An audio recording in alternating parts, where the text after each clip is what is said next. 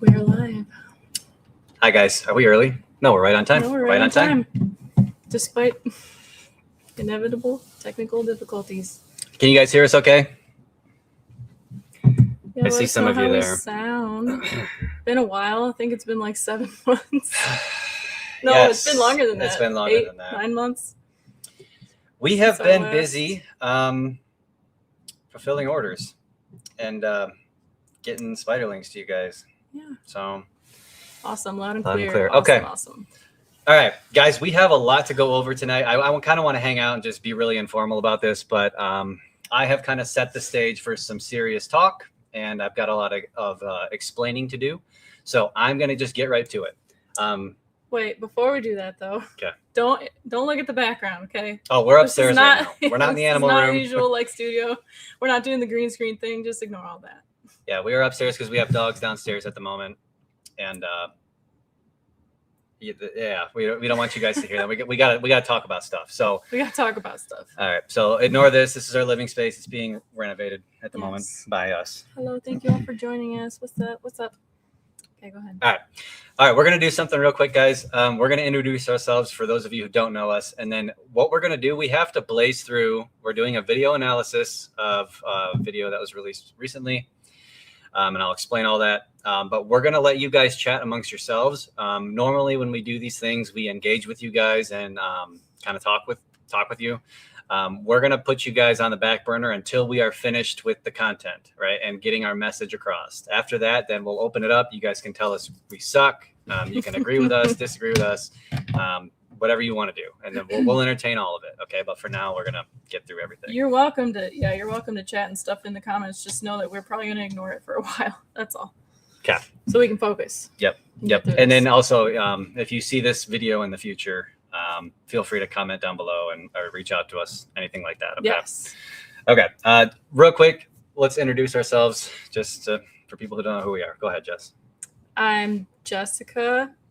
I'm been part of Martial Arachnids for the vast majority of its existence here. I do most of the husbandry. I have a background in zoology. We were both zoological professionals. I have the paper that says so, as Ryan likes to word it, which just means I have professional training in animal biology.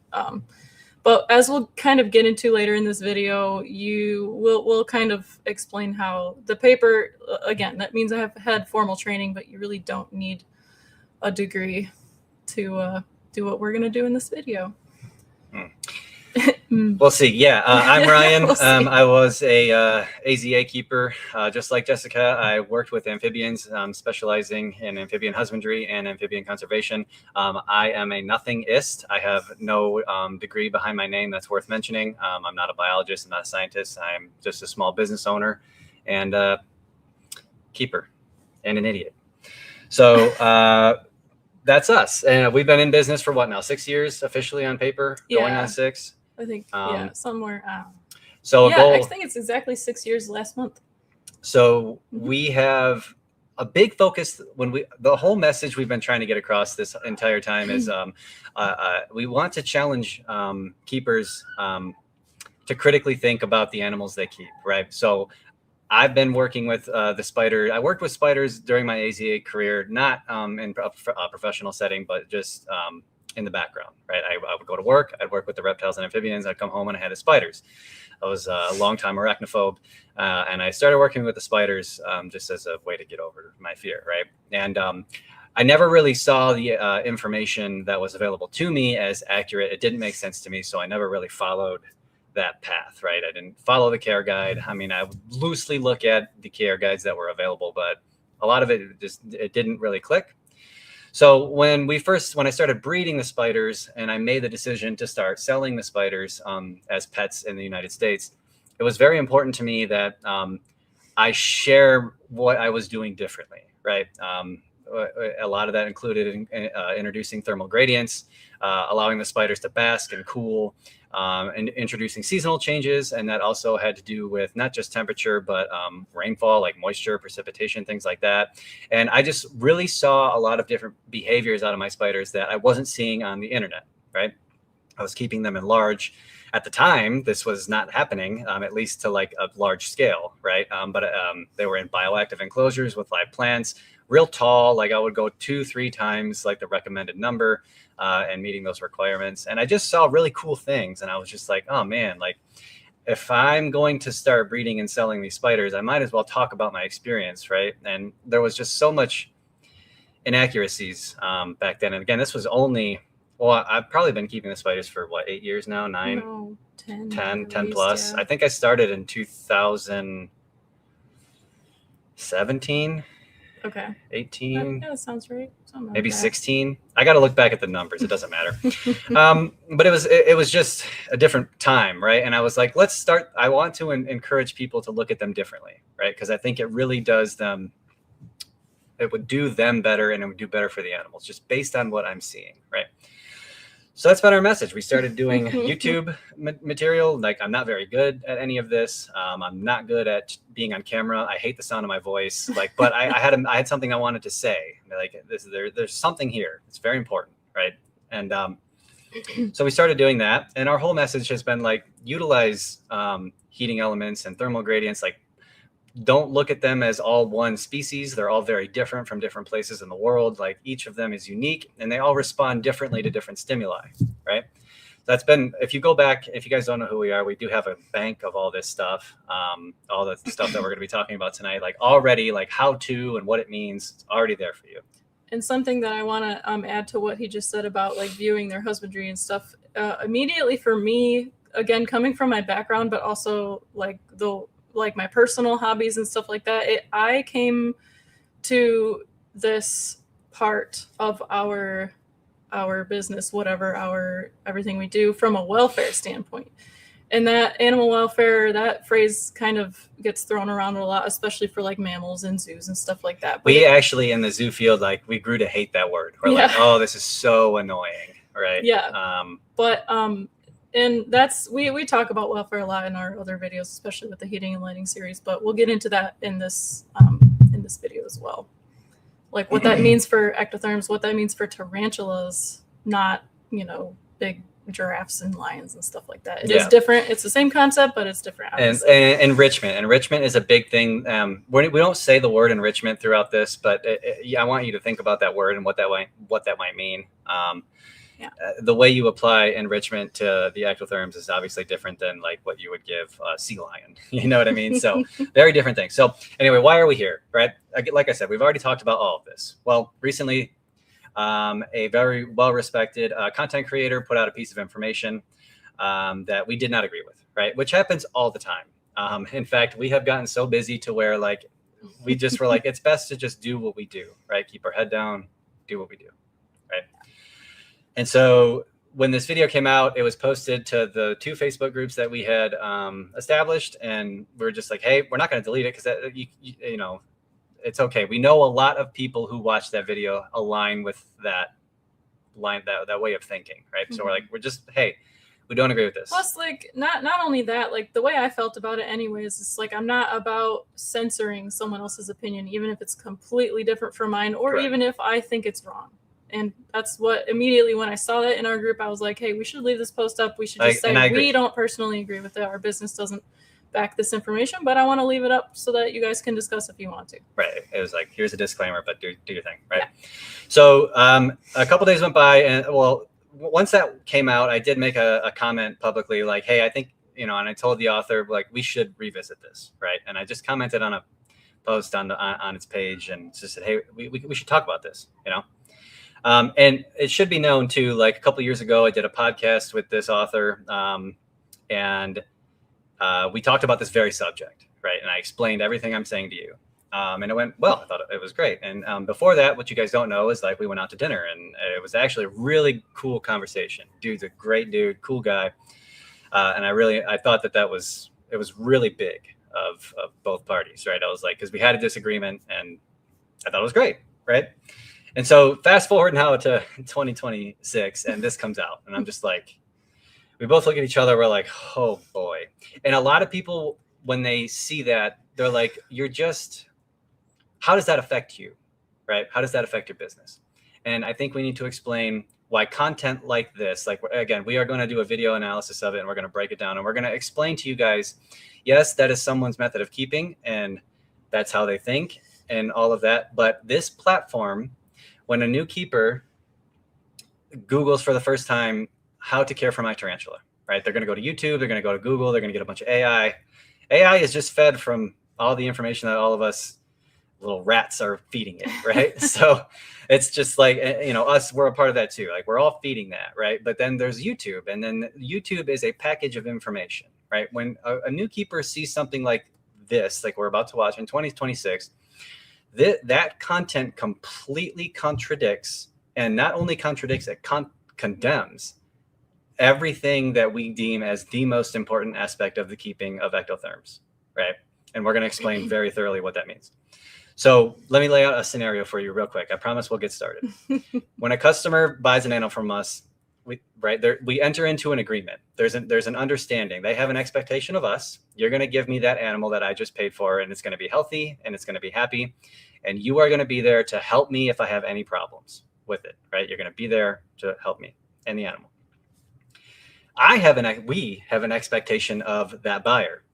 Okay, we have an expectation where they're going to read the terms, which never, you guys don't do that. It's okay, but a lot of you don't, which is, it's okay. We can work with that. And then we at least expect you to be there when you pick it up on time and a normal time frame, so that you can unpack it and make sure it's healthy, happy. Report any issues in a timely fashion, but also prior to that, we expect you to have done your research before you buy the animal. Ask questions to us, and because we produce that animal, again, we are breeders. The majority of the animals, we produced almost 2,000 babies last year, okay? The majority of the animals that we sell were produced in this building. It's very important to us that the way you keep your animals at least somewhat aligns with what we're saying, because, again, guys, we breed animals. If we were bad at what we did, we would no longer be in business, okay?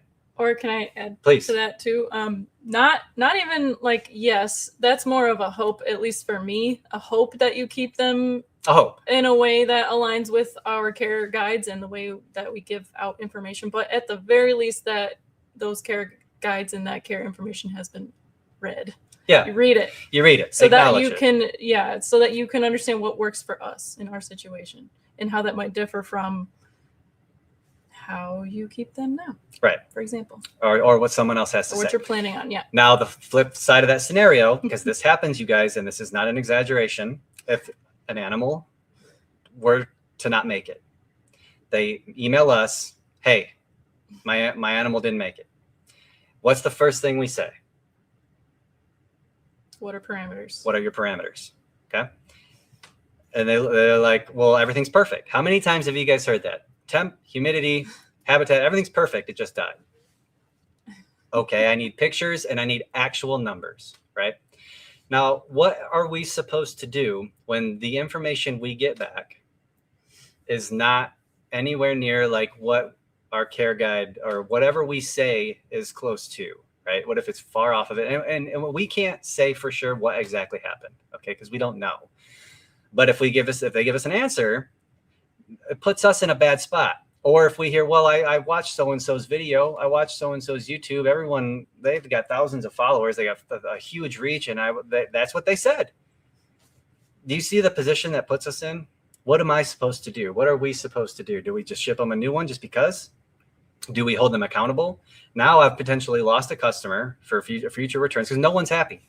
No one's happy. And we're not just going to give you another animal to say, try again when your parameters failed, unless you're going to make these choices, but it puts us in a really shitty spot. Okay. And so that's all I'm going to say about that. So that is part of the reason. There's a lot more dramatics and context to why I responded the way I did publicly. And I will get to that at the end of this video. But that is a huge reason why we are very adamant about making sure we correct misinformation. Okay. Because there's a lot of it in this hobby and most of the industry. Right. So, okay. And real quick, I'm going to say one more thing and then we're going to get into it. Okay. Okay. Go ahead. No, you go ahead. Where were you going to go? We have this like outlined so that we stay on course here, but I just want to make sure we don't miss anything. The biggest problem that we're having with this content is, like I said, what it does is it contradicts and it condemns our way of keeping our animals, right? So the way we keep our animals, again, guys, we do this at scale, okay? Big. We have a whole room, a building to do this. So we pay attention to these very small details, and that leads to our success. Our mortality rate in this building is less than 1% a year, less than 1%. And that's with all the babies, all the adults. We can even include DOAs, which we can count on one hand in a year, what we get, right? So in terms of shipping. In terms of shipping, right? So the point is, well, let's just get into the video. You know what? I think I've said enough. Yeah, just one more thing though. I just want to reiterate, like this whole thing that we're doing right now, like Ryan sort of got into, it's not about attention. It's not about views or money, nothing. Okay. We are not making any money from this. In fact, this is costing me time. Time is money, so therefore I am losing money. And this is literally all that he's been thinking about for the last week. This is very uncomfortable. Stressful. This is stressful, Yes. uncomfortable. I do not like being this guy. I do not like being put in the negative spotlight. I just want to do my thing, and I want everyone to be happy, right? I want us to just do what we do best. But this screws it up.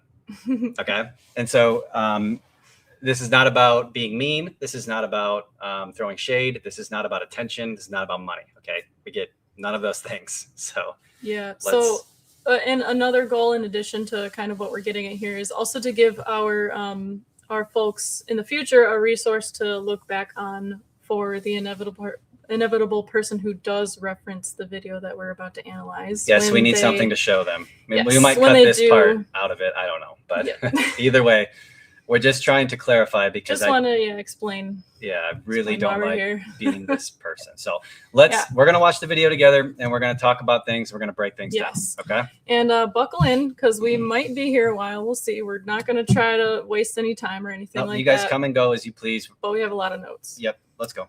Yeah. So let's do it. Let me figure this out. All right.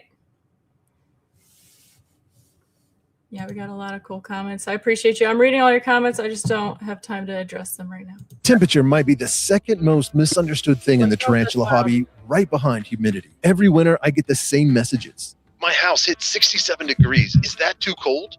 Do I need a heat lamp? My tarantula isn't moving very much. Is it freezing? First off, relax. Your tarantula is not sitting there shivering and watching your thermostat. And second, most of the panic around temperature comes from thinking about what feels cold to us, not what actually matters to spiders. Just like humidity, temperature gets turned into a numbers game that causes people to do the one thing that actually kills tarantulas in the winter: overheat and dry them out. Okay, so this is what we're going to do, okay? Because I want everyone to think of themselves as a new keeper, and you're hearing this information for the first time, right? So we're going to respond to these quotes. The one thing that actually kills tarantulas in the winter: overheat and dry them out. So I'm probably just going to read straight from my notes just to make this easy. I want to make sure I get all of my points across, whatever. Obviously, dehydration can be correlated with heat. There's pretty strong evidence out there that increasing heat does increase evaporation. That's pretty... I think we all kind of know how that works, evaporation, right? Right. And that's fine. We can acknowledge that, we can accept that. However, dehydration can also occur at any other temperature, regardless of temperature, excuse me. But what do we do for an ectotherm that is confined to a glass box to prevent dehydration? We add water. And I do want to iterate, like we kind of repeat this to our customers a lot too. Do not ever rely on just like a water dish, especially for a tropical spider that experiences precipitation and like condensation and stuff in the wild. We account for the increase of evaporation by adding more water to the system. Like Ryan and I have mentioned a million times in the past, misting our spiders, especially our tropical spiders, usually elicits a response. They come out, they drink. Sometimes they will come straight to the foliage, the live plants in their tank, and drink directly from those. They will come out onto the glass, they drink. This is probably the reason why our heat lamps, one reason why our heat lamps aren't drying out our spiders is because we do what happens in nature and we replenish the water that is evaporated by heat. So, and if you're familiar with the information, the pool of data in the tarantula community, misting is a problem, right? So it's like back to back, the whole thing is just a cluster, right? People are like, don't mist, that's going to kill your spiders, right? So do you see how like the community is its own worst enemy, right? They're saying like, oh, you missed the animal, you're condemning them, they, stagnant conditions, blah, blah, blah. Like that's a whole nother topic, right? Yeah. Which we could get into, and we already have. Yes, we covered that. But like, and there's more to it. Like ventilation plays a role in all of this, yes. Right? And that's where we've always tried to say, use your brain, use your eyeballs, use your utilities to measure those parameters. Yes, we'll talk about numbers, and we're going to talk about instruments. Yes. Okay. Let's hold on. Yeah. Okay. So also the one thing that actually kills tarantulas in the winter, overheat and dry them out. I do also want to iterate, we have talked about this before. Tarantulas cannot absorb ambient humidity from the air.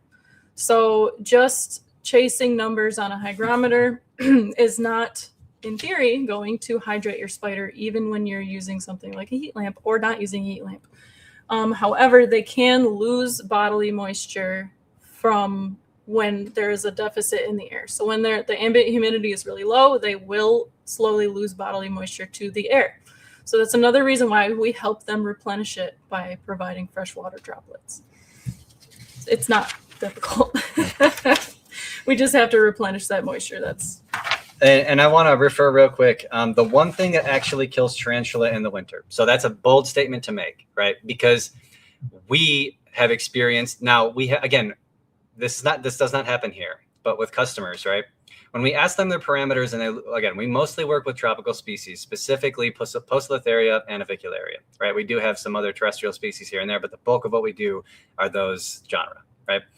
When we ask them, there is a theme, and this is not science. This is I'm just telling you what we see. Okay. Yeah. When we ask them temperatures, these deaths they're not using a heat lamp because someone tells them not to, right? They might not be misting because again, someone tells them not to.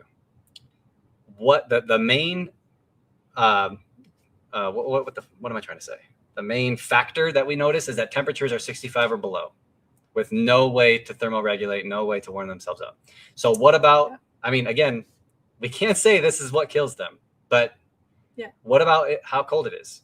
What about that? There seems to be correlations. There seems to be correlation. This is not science. Everyone knows correlation doesn't equal causation. Correct. However, once again, anecdotally, we can at least say, why don't you try, or, if the spider's still alive, at least, if it's not eating something like that, why don't you try bumping the temperatures up? My spider appears to be in pre-molt and it's not doing anything. Why don't you try bumping the temperatures up?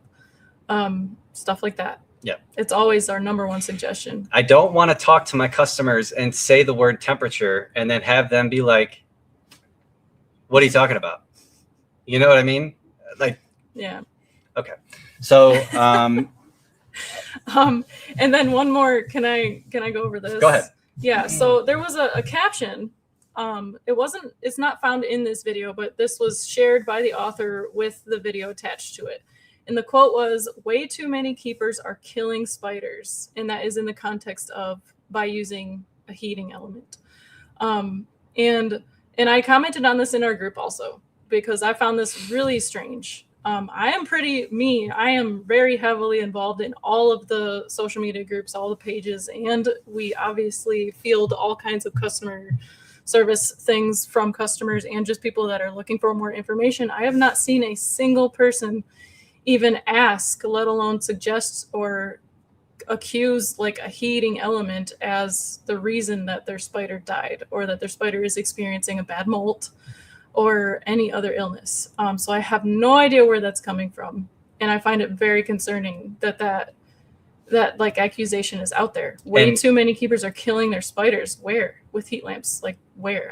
I don't personally see that. And we'll get into this later, but like, can it happen? Yeah, absolutely. You can literally kill any animal with the misuse of a heating element. Yeah. Of course that can happen, but I just want to know where addressing these bold claims here. Okay. Yeah. All right, let's keep going. All right. I got a lot to go. Yeah, a long way to go. Let's get back to it. So let's break this down the same way we did with humidity. We're going to talk about why cold is usually not the real danger, what the science says tarantulas actually choose, why heat lamps and heating pads can backfire, and a safer way to keep them healthy when it gets a little chilly. Okay, so real quick, why heat lamps and heat pads can backfire, and we just talked about this. 100%, the use of any electronic element can backfire. It can be it can be applied incorrectly, right? It can be a faulty thing. There are a lot of, and we go over this in content that's not related to this, right? There are a lot of things you can do correctly and a lot of things you can do incorrectly, right? And what we've always tried to do is explain like the steps to take to do things correctly that benefit both you and the spider. And none of this is difficult. It's not hard. It doesn't, you can say it adds a step, but geez, guys, you know, there's a whole industry built around thermoregulation of ectotherms. To say that this is complicated and you don't have resources available to you and you don't want to talk about it with you, I mean, I don't know. But yes, things can absolutely backfire. But like, let's not kid ourselves. Accidents can happen. Yeah. It has never happened here. Yeah, and this is kind of tangentially related, but I just remember very recently within the last week, I saw somebody asking in another Facebook group, like, how difficult is it to care for a pink toe? I hear they're difficult. I hear they're finicky. We hear that every day.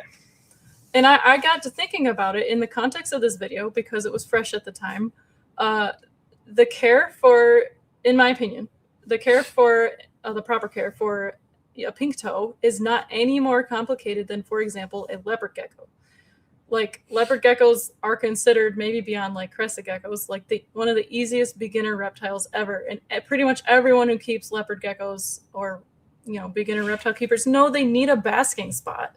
They need a heat lamp. Right. So like the fundamentals, guys, we're not comparing the habitat or the species or anything. They're not related. But the simplicity of the husbandry. Yeah. That's what we're trying to say here. Okay. You got to be careful because they're going to be like, so, okay. No. The difficulty is not anywhere beyond, for example, a leopard gecko for a reptile keeper. Correct. Anyway, you want to move on? Yep. Let's go. Cool. I got to remember to share the screen before I play the video.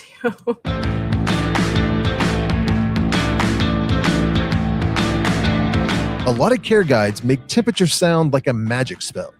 Keep them at 78 to 82 degrees. Never. Okay. I'm just going to pause it right there. Yeah, we're going to pause it right there. Go ahead. I mean, we'll elaborate on this a little bit more as we go through, because we'll see some more temperature ranges mentioned later in the video. But you go ahead. Guys, numbers are everything. Okay, let me use an example for you. In this context. Now, I think when you're dealing with ectotherms, numbers are very, very important. They should never, ever be dismissed. An easy example that people can understand, when you're cold or when you're hot, you go to your thermostat in your house. What do you see? You see a set of numbers, okay? And you do up or down. Those numbers mean something, right? They are associated with a temperature, right? So to say that in care guides, which I agree, care guides they should be treated at face value, right? Because I've never followed a care guide in my life, right?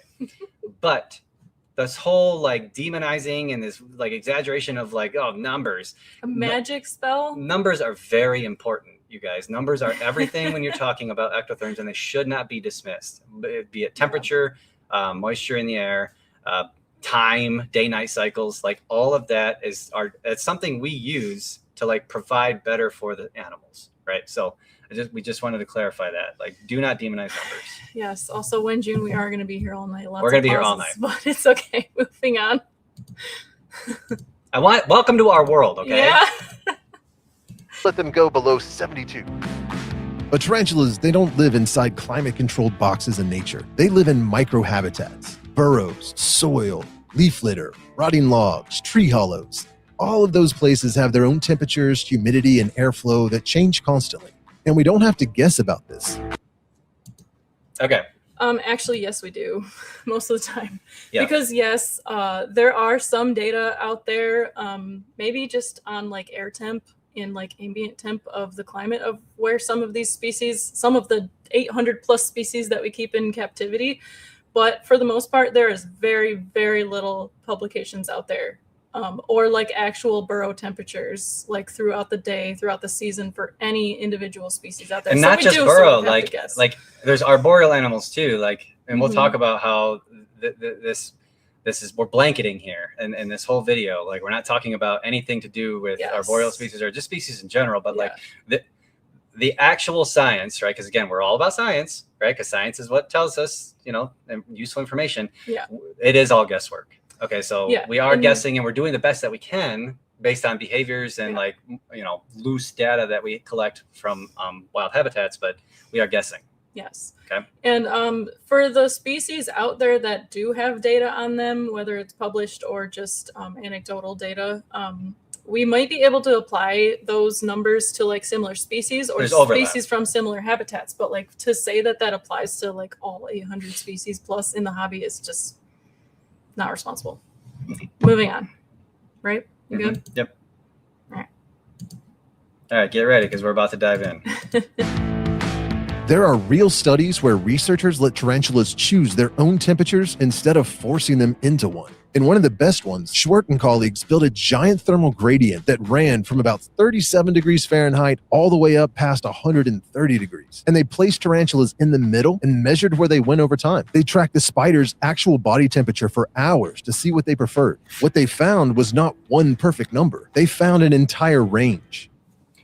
Before you go, I just want to say it's really interesting that when we first had this conversation years ago, this idea of thermal gradients and thermal preferences, it was just kind of like not existent, but here we are. So what that tells you is there is progress being made, right? And I'm not just talking about this author or this batch of content, but like just it's starting to trickle to the hobby slowly but surely, right? Definitely. So that is a good sign, and I just want to give props, right? We are at least moving forward. Yeah. So, all right, take it away.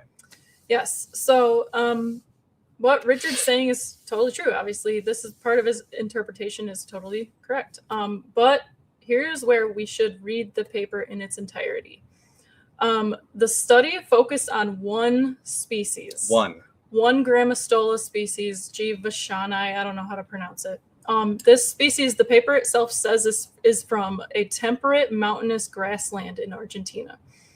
Now, already you can kind of think like common sense. You probably can't apply this information to a tropical species from Guyana, for example, or even any arboreal species. Or a tropical fossorial. Or a species from Asia. Yeah. Maybe. We don't know. We don't know. But we know that we can't necessarily apply that to them until we study that specifically, at least any other niche. Like this is a very specific niche, a very specific species.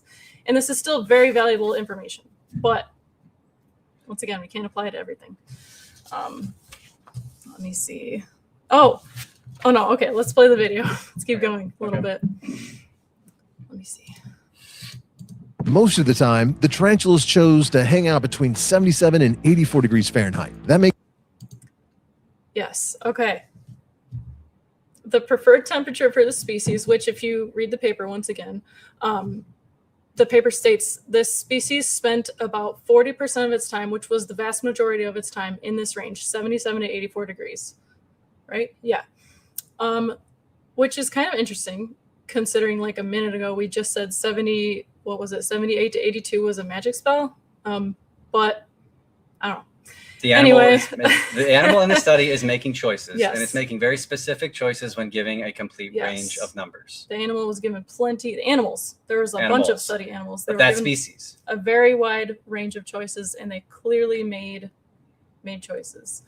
Let's see. Yes, and this is obviously like very clearly evidence against the "if you're comfortable, they're comfortable" rule. For this species in particular, because I know a lot of people that would not be comfortable in those temperatures. 77 to 84 Fahrenheit. Yes, right. In this study, for this species. Okay. Let me see. Yeah, one more quote by him, and then we'll pause it again. sense. Warmer temperatures make their digestion and movement run more smoothly. Okay. And then just real quick, do you want to go first or go whatever? No. Just real quick. This is kind of an overgeneralized statement too, and I know this video is already about like heat equals bad, but warmer temperatures is like overgeneralizing things. Because what does that mean? Yes. There is an upper limit, obviously, to that. And that is reflected in that study, right? There was an upper limit. And if you guys can all look at the study yourself, right? You can all look at that. I'm going to get into it. All right.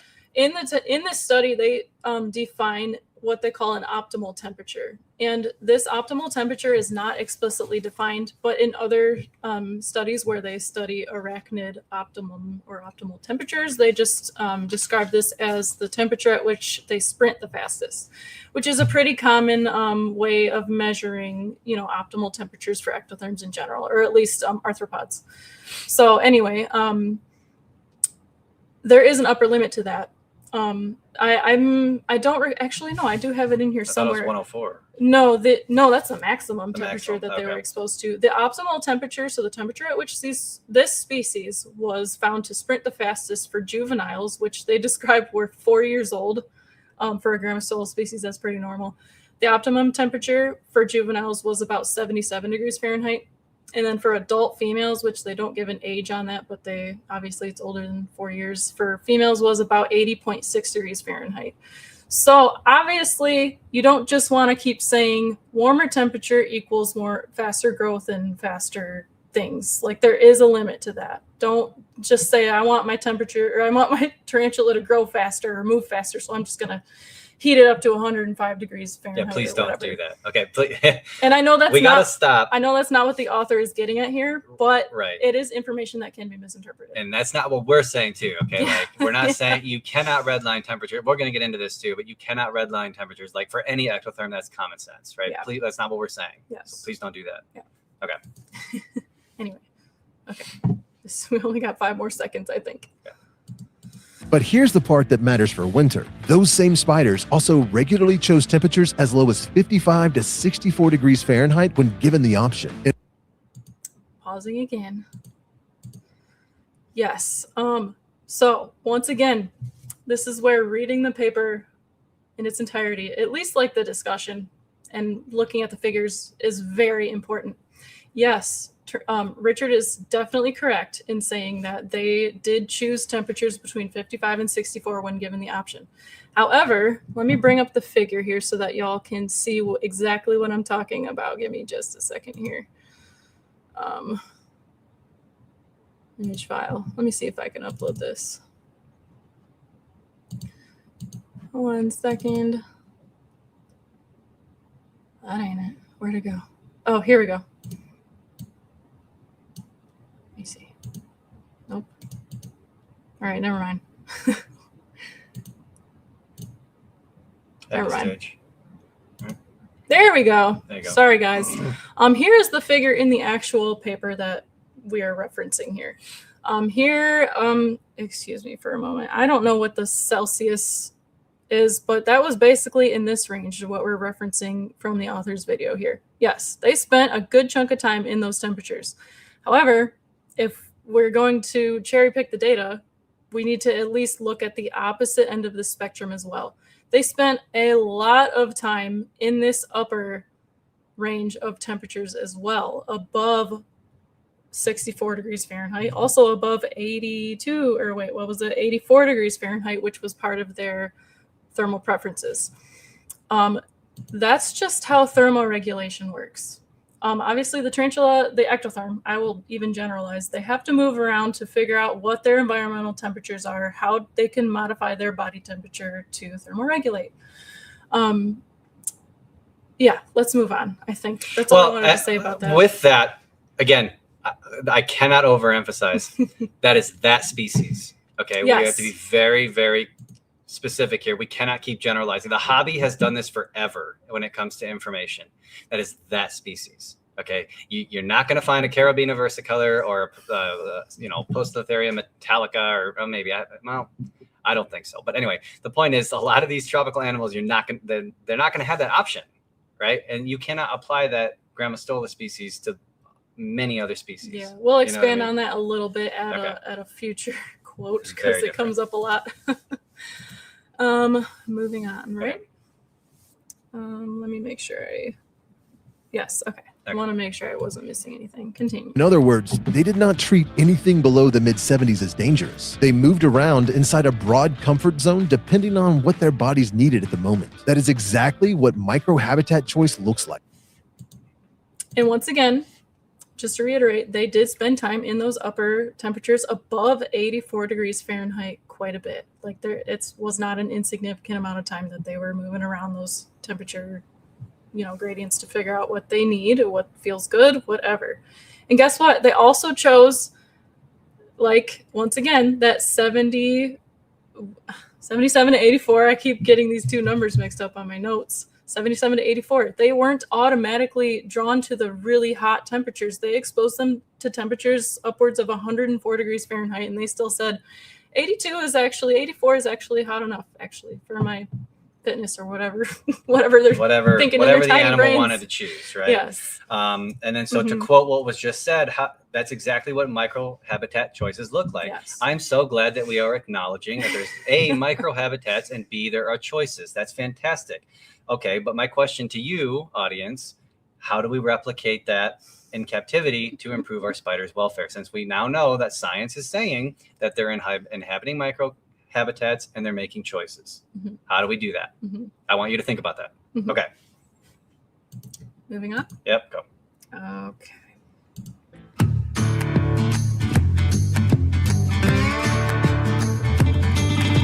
Now here's where this gets really important. In that same study, the researchers also measured the spider's critical thermal minimum, which is the point where their nervous system and movement start to fail. For these tarantulas, that happened around 41 to 42 degrees Fahrenheit. And when you look at other theraphosid spiders in older research, you see the same thing. In one desert tarantula, the lower lethal temperatures were around 37 to 39 degrees, and loss of movement happened around 41 to 43. That means this. A tarantula does not start to truly fail from cold until it gets into the low 40s. Not Wait, what was 70, not 65, not even 55. Yeah, I'm just going to make an opinion here.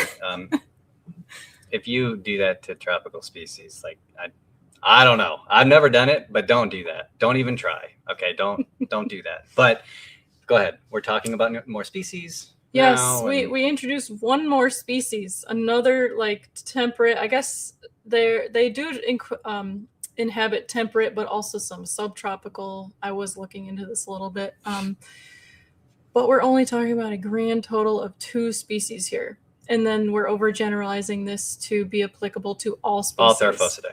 And it might even be true, but we cannot apply this information to all 1,000 plus species in the world. And it's again, just not responsible. I asked you guys to remember, you're all new keepers and you're hearing this information for the first time. Okay, everyone's a new keeper. No one knows what they're talking about. No one knows what they're doing. No one has any experience. We're just watching this for the first time, and this is what we just heard. Also, another thing, I'm not sure if that second publication mentioned explicitly the age of the spiders that were in the age or the development stage that the spiders were in. However, the first paper that was mentioned only studied 4-year-old juveniles and adults. So we are not even sure if this information applies to spiderlings of the same species. It might even be true, but once again, it's irresponsible and just bad science to also apply this to spiderlings. I mean, based on what we species. see, a lot of our spiderlings, they really, they still choose, right? Mm-hmm. It's just anecdotal. It's not science. It's just what we see, right? They're still making a choice, but they seem to like it quite a bit warmer than a lot of what the adults do, unless there's brooding behaviors. But they're constantly, you got to think about metabolically. Those little guys are just cooking, right? God, I can't even say that word anymore. They're sped up, right? They're growing. They're metabolizing faster. Yeah. It's okay, so that kind of makes a little sense, right? So anyway. And also, I'm vaguely recalling, I don't have it in my notes, but there were even differences, very slight thermal preference differences in the 4-year-old juveniles versus the adult females.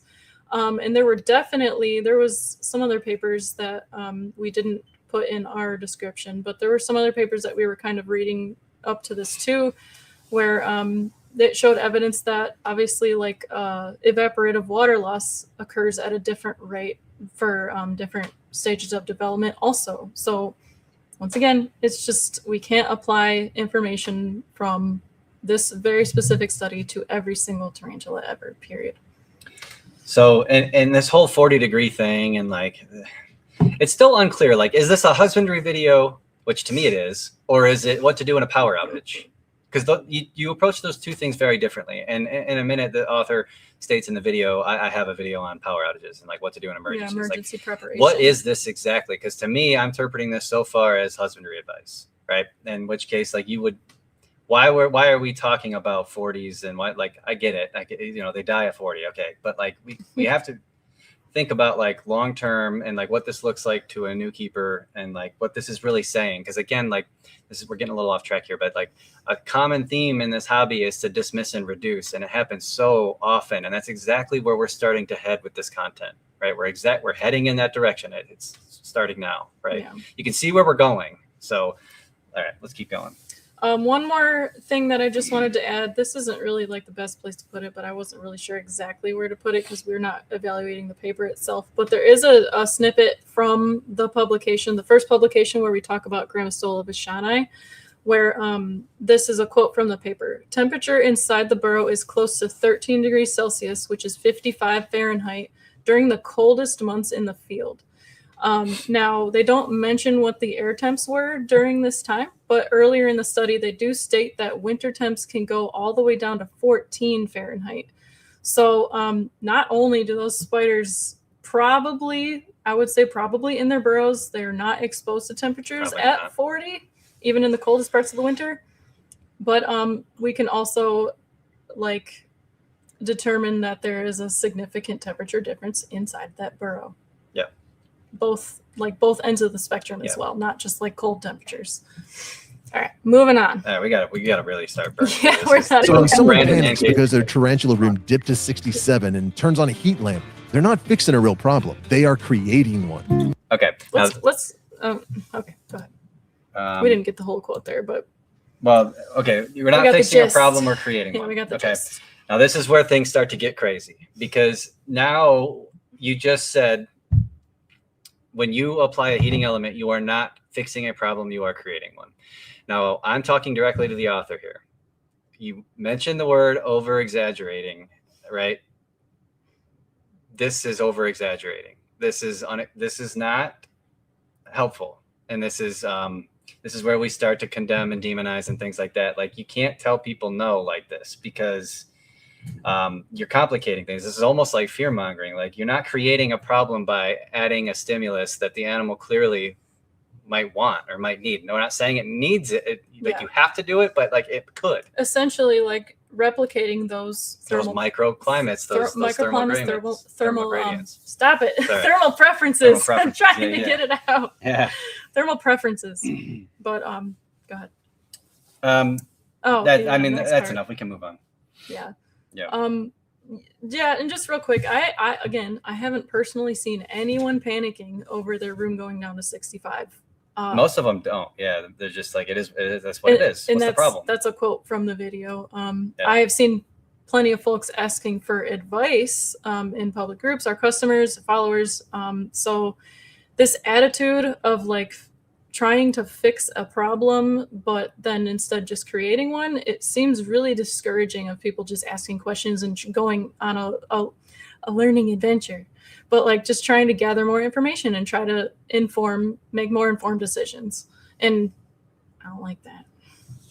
We should ask questions. We should be always asking questions, wanting to learn more, even if it's information that doesn't agree with what we're doing. Anyway, moving on. Yep, keep going. We got a lot to go. Yeah.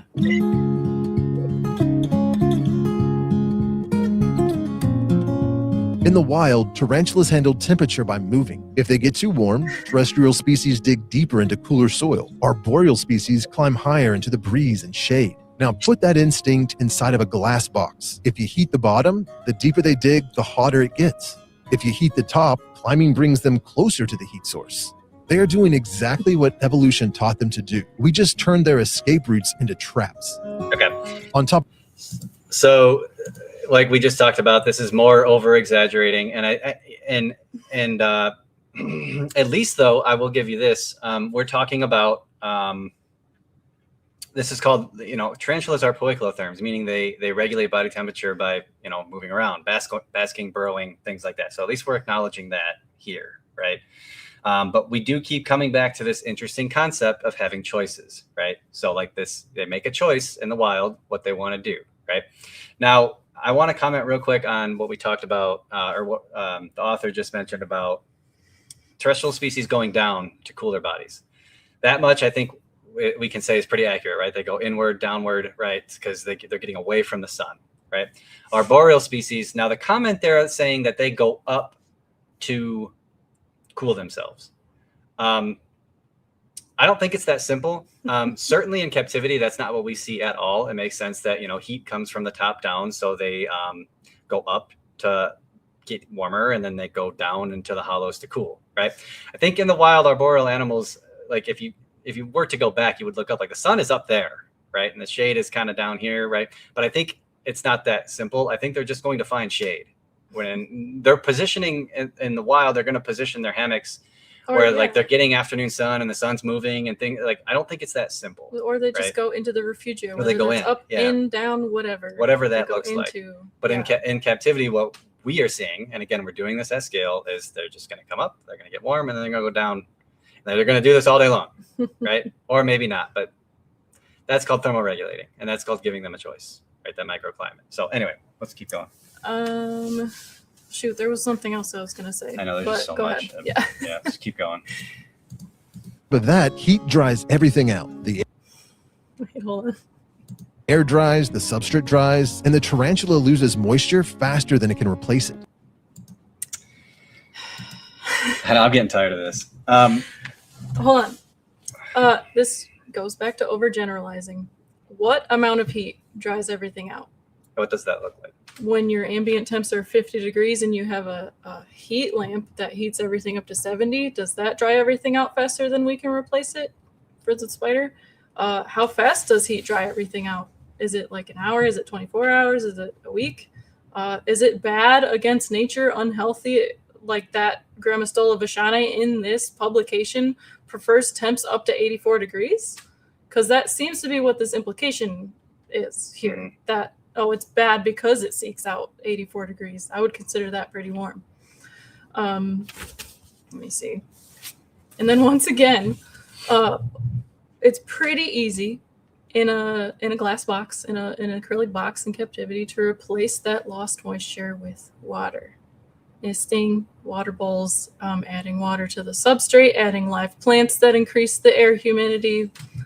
Couple different pretty easy ways to do that. Go ahead. I would say honestly, guys, based on especially what Jessica and I have seen over the last 2 days in our own room, yes, we are using heating elements, but I'm telling you right now, with how dry it is and how cool it is, with all of the HVAC devices like blowing air, that's going to dry out air faster than a heating element, at least in our case, right? For us, like right now, if all of our heating elements were turned off, we would still be misting our boxes every other day. In fact, every day. Right now we're misting every single day because of just how much air is moisture is being pulled out because of our current environment, right? Ventilation plays a lot in this. Like ideally we want excessive, more than what we would say, we want excessive ventilation to encourage evaporation and airflow, and that what's the freaking word? Cross ventilation, right? Like we want that, and that is going to affect things more than a heating element is. There are ways to apply a heating element of sorts and actually increase humidity in the enclosure. Mm-hmm. All right. And I can show you that. If you guys want, we can all get on a video chat and I'll show you in 10 minutes tomorrow with the heating element and everything going on. I'm going to mist everything and put water in the soil, and you're going to watch all the evaporation. It's going to bloom into a humid little rain chamber. Okay. I can make that happen. You can too. There's no difference between us. And that's just altering ventilation. That's not even like blocking all the ventilation or anything like that. It's just altering it. The point is here, you are in control. This statement is over dramatic and over exaggerating. Okay. All right. So I paused it after this. Okay. Let's just keep going. We got to keep cooking, man. Really? Yeah. Okay. Let's see. Because we still got people who want to talk. All right. Excessively high temperatures. Yeah. Okay. That's why winter deaths are usually dehydration and bad molts. I'll pause it again. That's ridiculous. Yeah. So go ahead. Just once again, like our experience doesn't align with this. And I would think that we would expect to hear a lot more about winter deaths being caused by dehydration and bad molts. Because, as it pertains to heating elements. Yeah, because we are the ones that are saying, here's how to use them properly. Guys, we see so many deaths without, because no one's using heating elements because everyone's telling them not to. The amount of animals every day we see, my animal died and I don't know what happened. And that animal is on crispy, crunchy coconut fiber. There's just things that are in common, right? And there's like a bad mold but next to a water dish, or it's in its water dish. Everything is just crispy, dry. But of course, again, no one's using heating elements because, again, they're not supposed to. No one's misting because no one's supposed to. Yeah. So it's not the heating element. I think is what this comes down to. It has nothing to do with that. It can, right? But that's if it does happen. Yeah, we just personally we don't see that at least no like messages about that, and you think we would because we are the people saying we use heat elements, and here's how you can replicate how we do it, and we don't see that. I don't think a single person has ever said, I think my heat pad or my heat lamp killed my spider. Yeah, or guys, my LED light, because again, we'll get into that in a second here, but like no one says that. And then, just to repeat what we said earlier at the top of the video, dehydration can happen any time of year. That is due solely to not providing the sufficient ability to drink fresh water.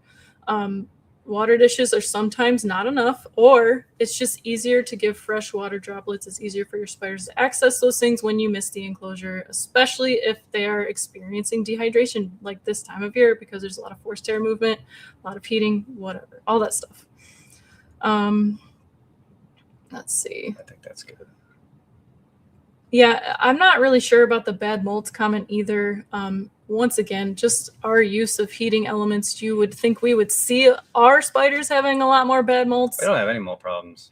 And that just it comes across as us like bragging, but it is true. Like we don't see that. But in the way we look at it, guys, not even 0.5% of our spiders. The ability to thermoregulate and having that access to excess heat if they want it, undoubtedly, and we're just talking here, and gives them the energy they need to pull themselves out of molds. Right. If you're not going to give them a chance to get that optimal body temperature to perform that extremely stressful metabolic process, and water, and water, energy, and both water. of those things are required for that very stressful event. Right. So just think about that. All right. Let's move on. We're already an hour in. Yeah, man. Not because your room was at 65 degrees. We don't know that. And here's another thing. We're talking about rules. There are no rules. I've been saying this for years. Keep going. Here's the rule that keeps all of this very simple. Heat the air, not the spider. When you warm the room, temperatures rise slowly and evenly. Humidity is easier to maintain, and the tarantula can choose the microclimate it wants inside the enclosure. How? This is a little bit silly. When you create an ambient temperature, for example, of 72 degrees, it just doesn't work that way. The temperatures inside the enclosure are not just magically going to like provide a gradient. Or a microclimate. I mean, maybe. A thermal microclimate. No. Yeah. I don't think so. Let's see. I want to talk about real quick, because we hear this a lot. Application. Don't heat the enclosure, heat the room. Do you guys like... Because we do it, right? And I know some people might be able to do it. Some people have reptile rooms. Some people, maybe can do it. But like the heating a room, depending on the size of the room, depending on the device used, is expensive. It is expensive, and not everyone has the capability to do that, right? Financially, or just doesn't have. It's not their room. Like they just don't have the ability to do that. Not to mention, forced air heaters are really unsafe. They dry out the air, and they could be a potential fire hazard. Like we use oil-filled radiator heaters, but like that's expensive. It's very expensive to do, and not everyone has that ability to do that. And I think that's very important. That's where like LED lights and like actual basking lamps, all these heat-producing things that you could just set on the appropriate place in the enclosure, right, and allow these microclimates, these summer gradients. It's way cheaper and way safer. right? That's a fact. It's just, Yeah. you can screw it up. You can screw anything up. And even in our situation, like our whole building, the section of our building that's dedicated to our animals, like even our mini split system only heats our room like this time of year to maybe like probably 65 to 68. 65, yeah. Even we use an oil-filled radiator heater like overnight to make sure that we can at least keep our spiders 68 to 72 most nights this time of year. We could not afford to use our mini split to keep our baseline at 70. It's impossible for our tropical species. Even we could not do that. Right. So we can see how the application of just heating the room sometimes doesn't work. There are folks obviously who keep their spiders in more than one room. Some people have open concept houses. Some people keep them in maybe garages or places that aren't really insulated very well, for example. Maybe somebody just has one spider. Yeah. In a and you want to and you want to pay to heat the room.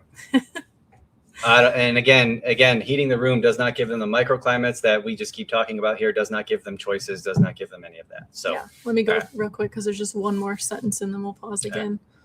When you heat the enclosure itself, you create hotspots and dry zones that the spider cannot escape. Yeah. This is if you do it wrong. Yep, we've already covered this. Yeah, if you do it wrong, sure. Proper. We're going to generalize here because we've already covered this in a 3-part multi-hour series. Use common sense. Use heating elements with an output that's appropriate for the size of the enclosure and for the species. Don't just slap a 50-watt halogen on a 8x8x12. If you have questions, ask us. Ask the forums. Ask people. Don't, it's pretty easy to gather that information. It's not hard. It's not difficult. Definitely. Moving on.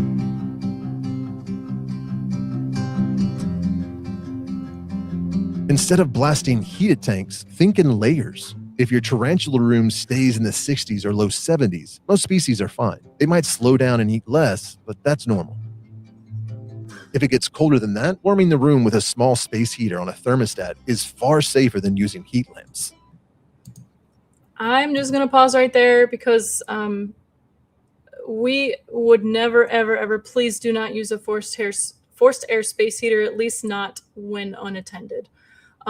These can be huge fire hazards. They dry out the air like way worse than, for example, an oil-filled space heater will.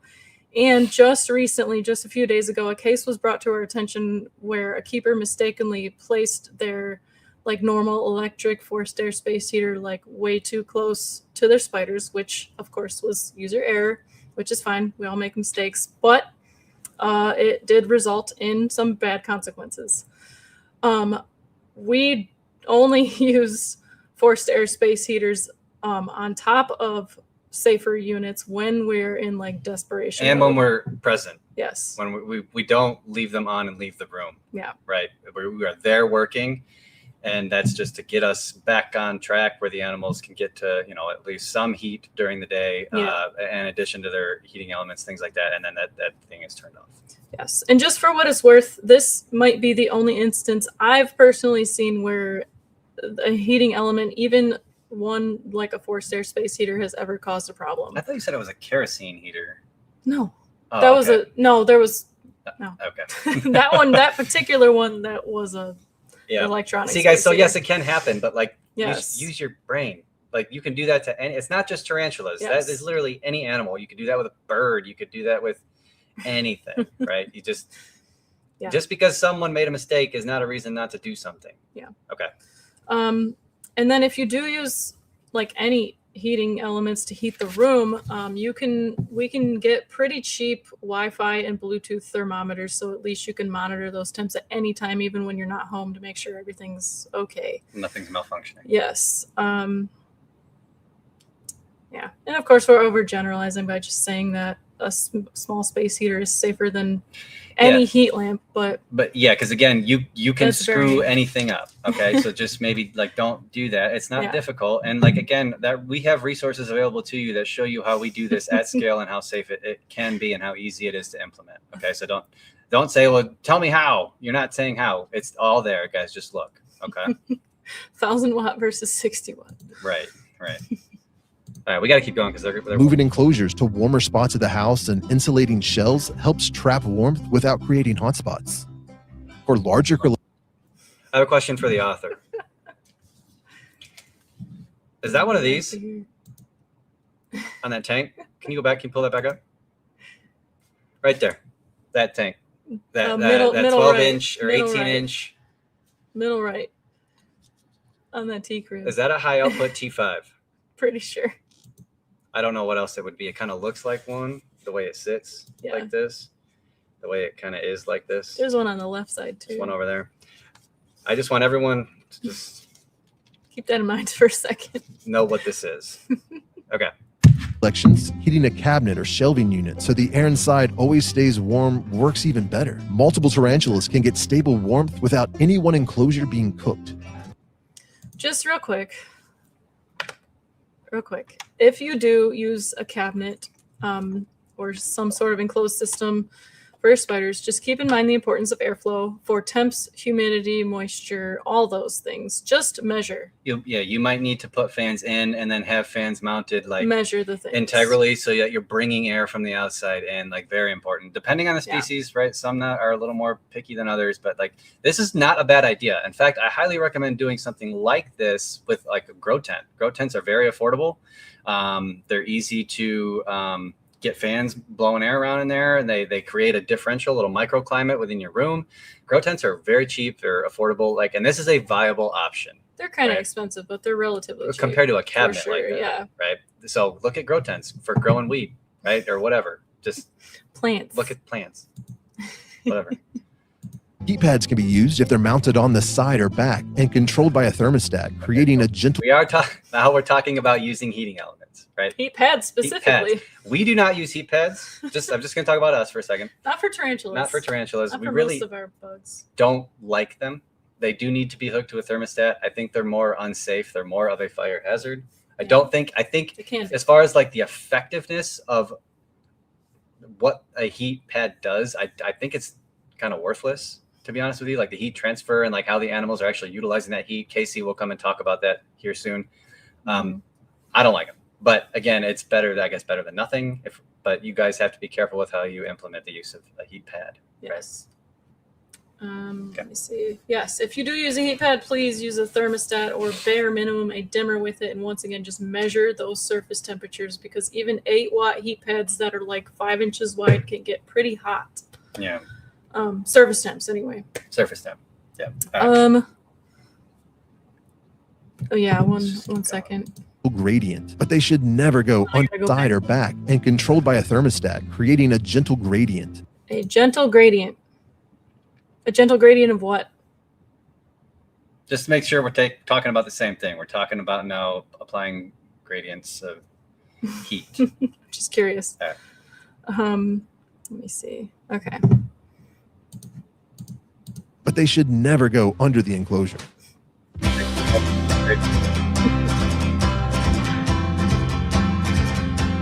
Winter can also mean power outages. Having shipping heat packs, plastic totes, paper towels, and a plan for where your spiders could go gives you a safety net when the heat goes out. I have an entire video on tarantula emergency preparation that I will link above, but that kind of preparation will protect them far better than a heat lamp ever could. Go ahead. I'm not sure how to use a heat lamp in a power outage other than with a generator.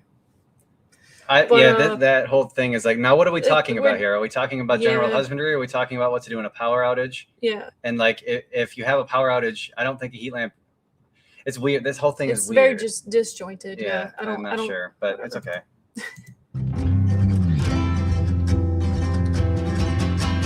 Tarantulas are ectotherms, which means their body temperature and all of their internal chemistry are controlled by the environment around them. They don't generate their own heat like we do. When things are warmer, their metabolism speeds up. They move more, digest faster, and generally act more active.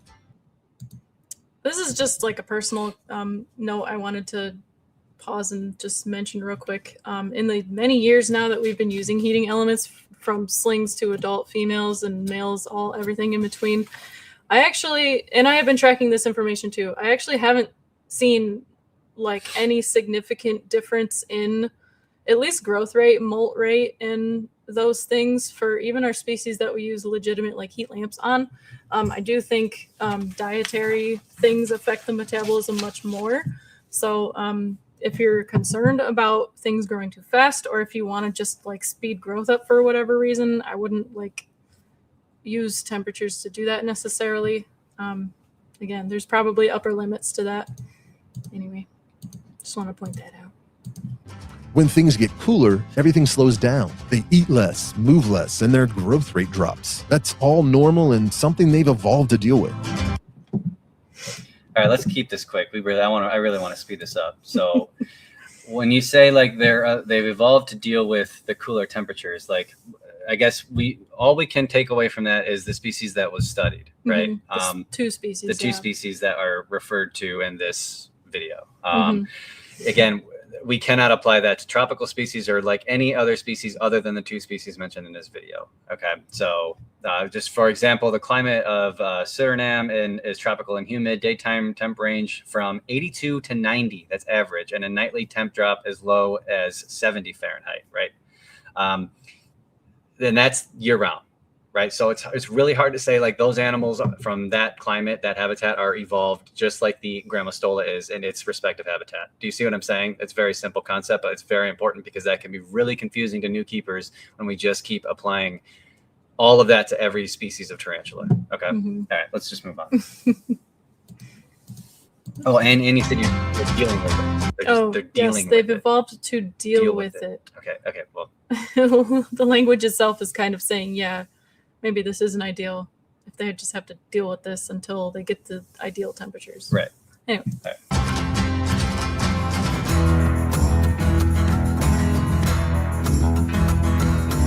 Temperature also affects their hemolymph, which is basically their version of blood. Tarantulas use fluid pressure to extend their legs. So when temperatures drop and that fluid becomes thicker, movement can feel slower and heavier. When it's warmer, that fluid moves more easily and everything feels smoother, which is why spiders are often drawn to warmer areas in their enclosure. We'll keep this quick. The Cited study, that first one with the Grammostola species, the species in the study clearly like chose to position itself for the majority of time in temps no higher than 84 degrees. If what we're saying in the video is true, then the spiders would have spent more time in the hottest temperatures if they were just drawn to the hot temperatures. Right. So like when you're saying they're just attracted to the heat, it's like, well, they are in some cases because that behavior is called basking, right? And they're doing so behaviorally because they want to warm their bodies. But when they're done, when they've reached whatever threshold they're looking for, they move away. Right. So that's thermal regulation. Yeah. It's more, right. It's not just simple. They are drawn to heat. That's not it. They're drawn to a thermal optimum temperature range. That is a misconception. Like if you guys see that, right. And if you're not using heating elements, but like you turn something on in your room and it's producing heat, like we see it every day. You just see like usually it's like a brachypelma or something like just plastered on the side of an enclosure. Everyone's like, oh, he always does this when I turn my computer on. It's like that animal is behaviorally screaming and telling you like, I would like to warm up. Like I would like access to that. Or this will help me achieve that preferred temperature range. Correct. That whatever. So let's move on. This is also why you will sometimes see a tarantula sitting right under a heat lamp or pressed against a heat source, even when that setup is actually dangerous. They're responding to temperature, not to dehydration.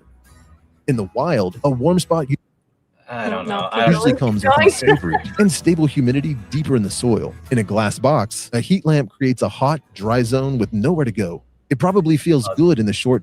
If you do it wrong, right? Again, this is basic. This is husbandry 101. If you have a size box that's this big, right? You want something. We'll talk about what you would want. But like if you take a 120 watt mercury vapor bulb because you're like, my tarantula needs warmth, and you turn that thing on, it'll be dead minutes. That's like that's common sense, guys. Okay. Rob says, I need a cup of tea. I need beer. I'm gonna drink after this. Hold on. But at the same time, the environment is stripping moisture from that tarantula's body and substrate, slowly pushing them towards dehydration, bad molts, and eventually organ failure. Okay, so we are assuming here that we as keepers have no control over anything. Anything in the system. Anything in the system. The system being like the enclosure and the animal therein, right? This organ failure, buddy. Like, no idea where that came from. What are we talking about? It's not mentioned in either of the studies he cited, and I tried just Googling it just to see if there was any mention anywhere, and I don't know where that came from. Now, could an animal get organ failure if it's exposed to chronically high temperatures? Yes. Okay, I'm sure like that curve probably be real steep, real fast if it cannot cool down. But we can't just say that's what's going to happen if you put any sort of heat producing element on the enclosure. Like, I have to laugh because you can't. What are we talking about? Right? That's not just like what happens. That's called keeper error, right? Yeah. So, and if you're replicating the environment, for example, for Grammostola vachani, if you give them a temperature gradient of 77 to 84 degrees or something along those lines, is the environment still stripping moisture from the tarantula's body? Is that unnatural? Is that natural? Remember, if we missed, I wish I had missed. Every time we talk about it, I would just miss the air. It's like, or something, right? All right, let's go. We're almost done. Winter makes this worse because our houses are already dry because we're running the heat. Even without any additional heat in the enclosure, the humidity inside most homes always drops dramatically in the winter. Mm-hmm. And when you add a heat lamp or a poorly placed heat pad, you accelerate evaporation and dry everything out even faster. The tarantula may be warmer, but it's losing water faster than it can replace it. Again, what do we do, class? Add water. Let's keep going. We're almost done. Let's keep going. Okay, go ahead. That is why the goal is to never cook the spider. The goal is to keep the air around them in a safe, stable range. Warm air with humidity is safe.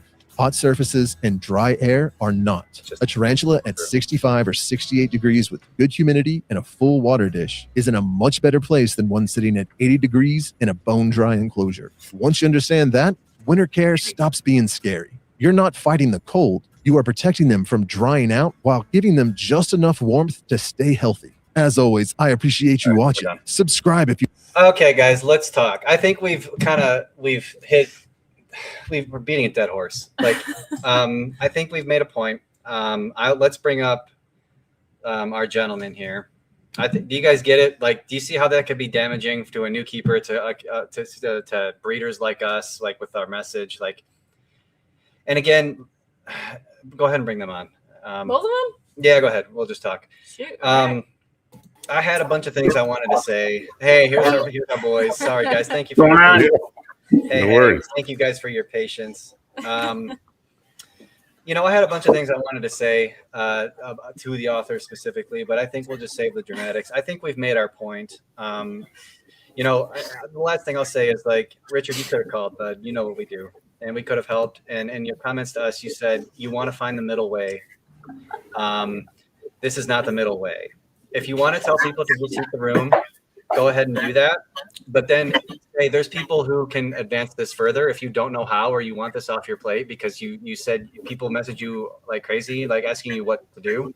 We can help. That's what we do. I can only speculate as to why you wouldn't want to talk to us about this. I'm sure you have your reasons, but I'm just going to say this one last thing. Even Tom Moran is now saying, if you want to do that, talk to people who know how to do it. I want that to be known. Okay? We are here. We are a resource. We can help you. We do it successfully at scale. This is what we do for a living. All right, Brandon and Casey. Brandon, please introduce yourself. Yeah, I'm Brandon Russell. So I own Arachnid Rarities and also Verve Biotech. So I'm a academically trained scientist in mostly like vaccine development, pathogenic disease, immunology, stuff like that. And then hobby trained reptiles and invertebrates, and then just combined the two when I decided that I wanted to be my own boss, which is great and terrible at the same time. So, but yeah, I work with a lot of stuff, and I tried to do a lot of stuff well, and I'm always changing and trying to improve what I do. And like real quick, just because that last part is still in my brain about the last kind of phrase in that video was a very binary thing, right? It's like 65 to 68 in humidity is better than 80 in dry, but why not 80 in humidity?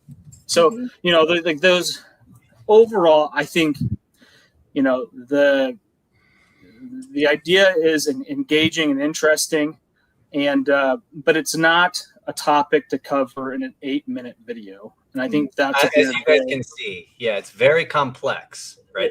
This is something. So this is something where, you know, something that's an engaging video. It's enjoyable with the graphics and stuff like that. I'm happy that people out there exist that have those skill sets, because my skill set is I will talk to you for 3 hours and it's going to probably be boring as heck. So, Same. but you know, the one thing I think that also highlights all of this is the response overall from both sides of the topic show that everybody cares. I think that's what's also important. I agree. That this is something that everybody cares. And the reason for the strong response is because people are passionate. And I think that's an important thing to realize, that both sides of the issue are very passionate. And we all want to do great, right? Nobody's out there going, hey, I want to keep a stack of invertebrates and be unsuccessful. You know, so as long as we all have that in common, right? That we all want to do great and keep things well. So, you know, and again, like, this is just a topic that has to be broached over a long period of time with lots of nuances. And at the end of the day, what I try to do, and I'm only like tarantula adjacent. So I only keep a few species of tarantula. But I'm mostly scorpions for the most part, tree spiders, megalomorphs, and I keep a lot of those species. And I work with everything. And basically what I'm looking for is, you know, how can I keep continuing to improve my husbandry practices, what I'm providing these animals. And at the end of the day, my goal is to provide choices. So anytime I'm like, all right, you know, let's try this out, you know, give them choices. So I'm not removing something. I'm always giving it choices. And then kind of going through, okay, you know, they're making this choice at this time of the year and this thing. Okay. And also, like, I also allow for seasonal changes, if you will, in my facility. So in the wintertime, like, maybe I hit kind of low 80s here and there in my facility, depending on also, like, I have very high ceilings in kind of my rooms. And so there's actually even about a 10-degree gradient from higher up in the ceiling to the floor. And so I can regulate that way too. Same. But yeah, so I'm always just providing choices. But in the summertime, like, shoot, I might have some days where it'll be 98 to 100 plus in there. And, you know, and again, but maybe it's, you know, mid 80s on the floor, but right, we're having these temperatures. So I kind of regulate what I keep, where I keep it, and how I keep it in that regard. Which is why thermometers and numbers are probably, you know, it kind of, those things are important, right? Because they kind of give you feedback and they tell you, okay, I'm working with this species. Here's what I can provide for them in this range and things like that. Like, again, we're just coming back to, like, using the use of instruments to kind of help guide you with that, right? Yeah, and the biggest thing from my part, why this is an extremely important topic, especially with scorpions specifically, is there's not a lot of scorpions you can successfully keep at ambient temperature. Okay. At the end of the day, some kind of supplemental heating somehow, some way has to be introduced in order for you to be successful. And, you know, probably 90% of my communications are around husbandry.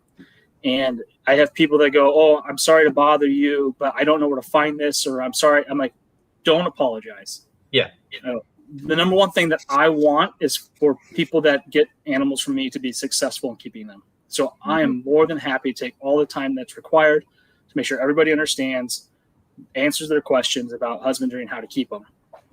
And even then, we still miss sometimes. You know, sometimes, you know, I'm like, all right, you know, and again, like you mentioned before, if I have somebody that goes, hey, it's not eating, I go, okay, tell me how you're keeping it. Tell me your temperatures, your setups, all that stuff. Tell me, okay, well, here's how we address that.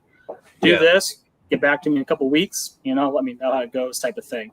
Yeah. So this is where, you know, and again, I'm more non-tarantulas, but this topic is extremely important for the idea of even choices stuff and like that. the idea, the implement of microclimates and things like that. That is a broad spectrum, right? And that all falls under the category of welfare. And we know welfare, as animal science progresses, is about choices, and paying attention to those details and the nuance and things like that. And keeping a bunch of stuff too should be more difficult, right? It shouldn't be. You shouldn't be looking for an easy way to do stuff, right? You should be looking for the right way to do stuff. That's correct. I would much rather somebody buy less scorpions from me and do them well than more scorpions and then not be kept optimally. Very well said. I think that's super well said. clear. And that is something we see a lot. We get that a lot too. It's like, well, okay, smarty pants, I have 100 different species and it's just not possible. So you tell me. Or not feasible. Yeah, or not feasible, or it's not convenient. And I'm like, I don't know what to tell you. That changes nothing, right? You're just making the decision. And, I'm sure you hear it too. It's like, well, I've done it this way for X amount of years and I've never done anything and everything's fine, right?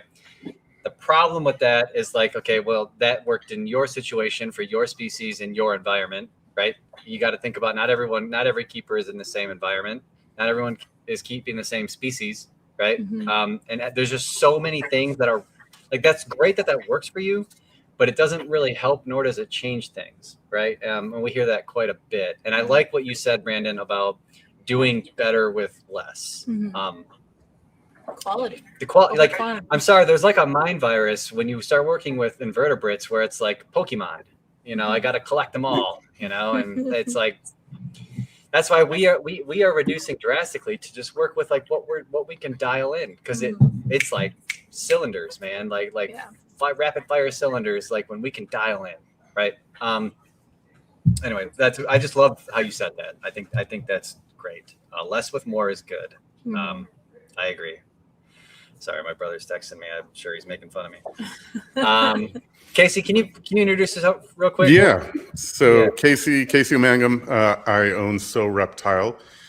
We design and build boutique and custom lighting, and do husbandry consulting with an emphasis on lighting around Los Angeles. I built one of the very first UVA dedicated LED that focuses on reptile vision. When it was released, it was the first.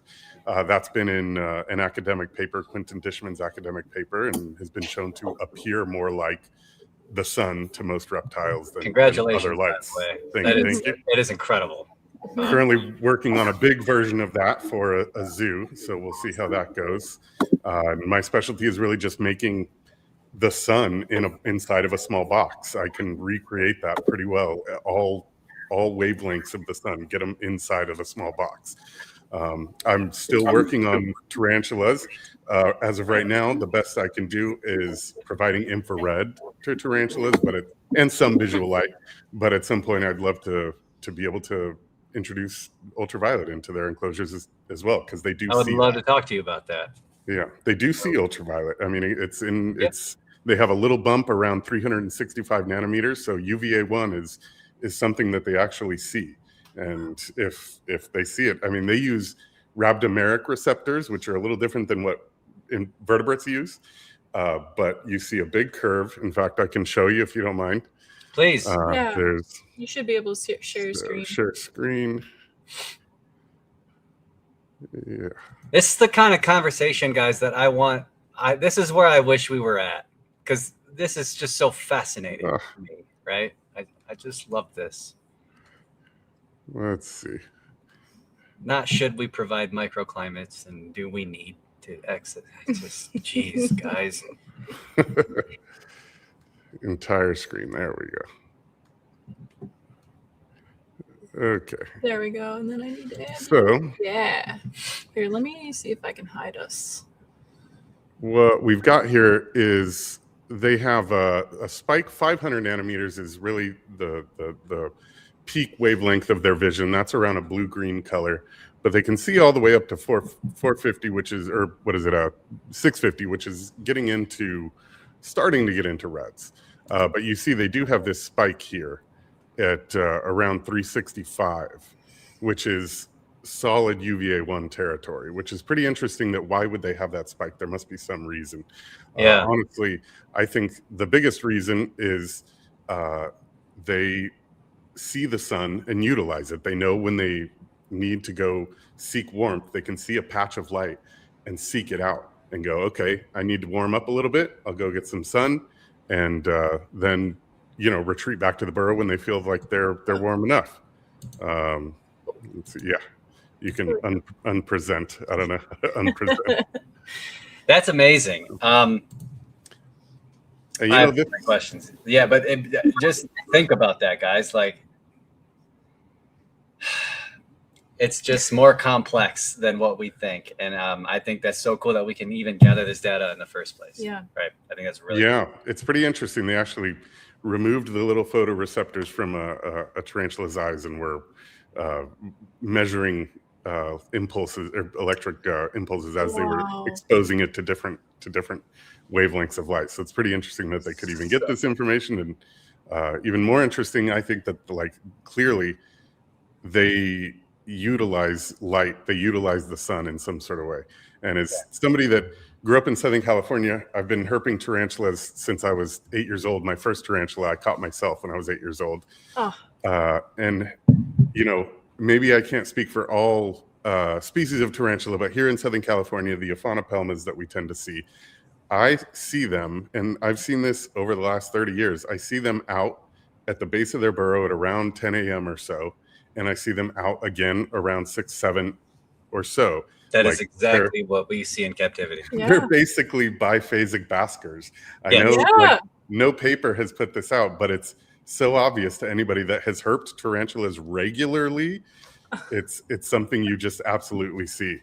And it's funny, when I was already a big lighting nerd when I heard your initial podcast with Tarantula Collective, and when I heard it, I was like, why have I not been providing some sort of light for my tarantulas? This is ridiculous. I'm like a lighting person and I haven't been doing that. And it was almost embarrassing when I first heard it. I was like, it's okay. You don't have to tell people, man. Like, But since then, I mean, it's been 2 years, and all of them have had life for 2 years, and it's been their behavior has completely changed. That's good. They very clearly bask. Yeah, this is selfish, but I get so worn down with all of this. I let it get to me personally. But you heard that podcast, and I'm an idiot. And for me to just say these things, and then for someone like you to pick it up and everything click, and then now you've got a product that you've released, and I want you to talk about that we have implemented into our breeding rotation, right, for a few species of ours, and it is a game changer. I hate that word, but like, your product is fantastic, and it's something that has made my life easier, and it just came out of because of the stupid words coming out of my mouth. Like, someone smarter than me took that and was like, "Here you go, bud." Like, that makes me feel good. You know what I mean? This is exhausting, and I needed to hear it. That. Yeah, it's great. Cool. Yeah. Anyway, so is there anything else you want to talk about? You sent me some images, and I'm really curious. So is it easier for you guys to pull up the images? We might want to look at the two. I can do it. Let's look at the two different. Brandon, don't go nowhere. The two different thermal imaging cameras. Oh, yeah. Let me see if I can bring them up at the same time. One with a light and one without a light. And actually, the one without a light still had the window right next to it. So there's still somewhat of a thermal gradient, but it doesn't even compare. Let me see. My screen's huge. All right. I think I got it.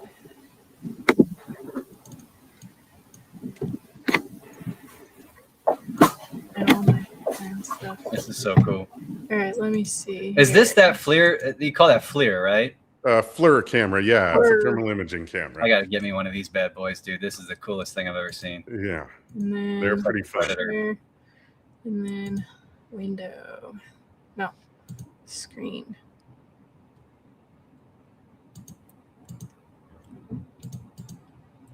Sorry, guys, we're getting there. Maybe we might have to do it one at a time. Oh yeah, that's fine. Oh, I have to unshare. Yeah, there you go. So here we go. This is with a very small. This is a GU10 bulb And really important, make sure they have a glass face on them. Yes. Because these halogen capsules that are on the inside, they get so hot that they actually emit UVC, which is not safe. But if they buy them from you, they will have the glass filter. They will absolutely have it, but they're available everywhere. So you don't have to just buy it from me. I'm really like, yes, I sell a product. I'm happy to sell it. But anybody that has reached out to me will tell you, I'll try and help you make it work with whatever you have and what you can get and what you can afford. Yeah. To me, it's more about, advancing this husbandry and getting this out there. Yeah, you're a very modest sweetheart. I would just buy the damn thing from Casey. And just stop testing, It makes it easy. It's one-stop shopping, but yeah, you can certainly. You don't have to. So that's with one of these GU10 bulbs here. You can see it's a 47-degree gradient here. How big is that enclosure? So that is the what is that?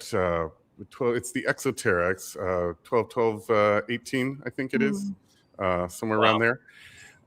So that my big Metallica is in there, and she is typically up, not at the very, very top. That 115 you can see is little white part on the very top.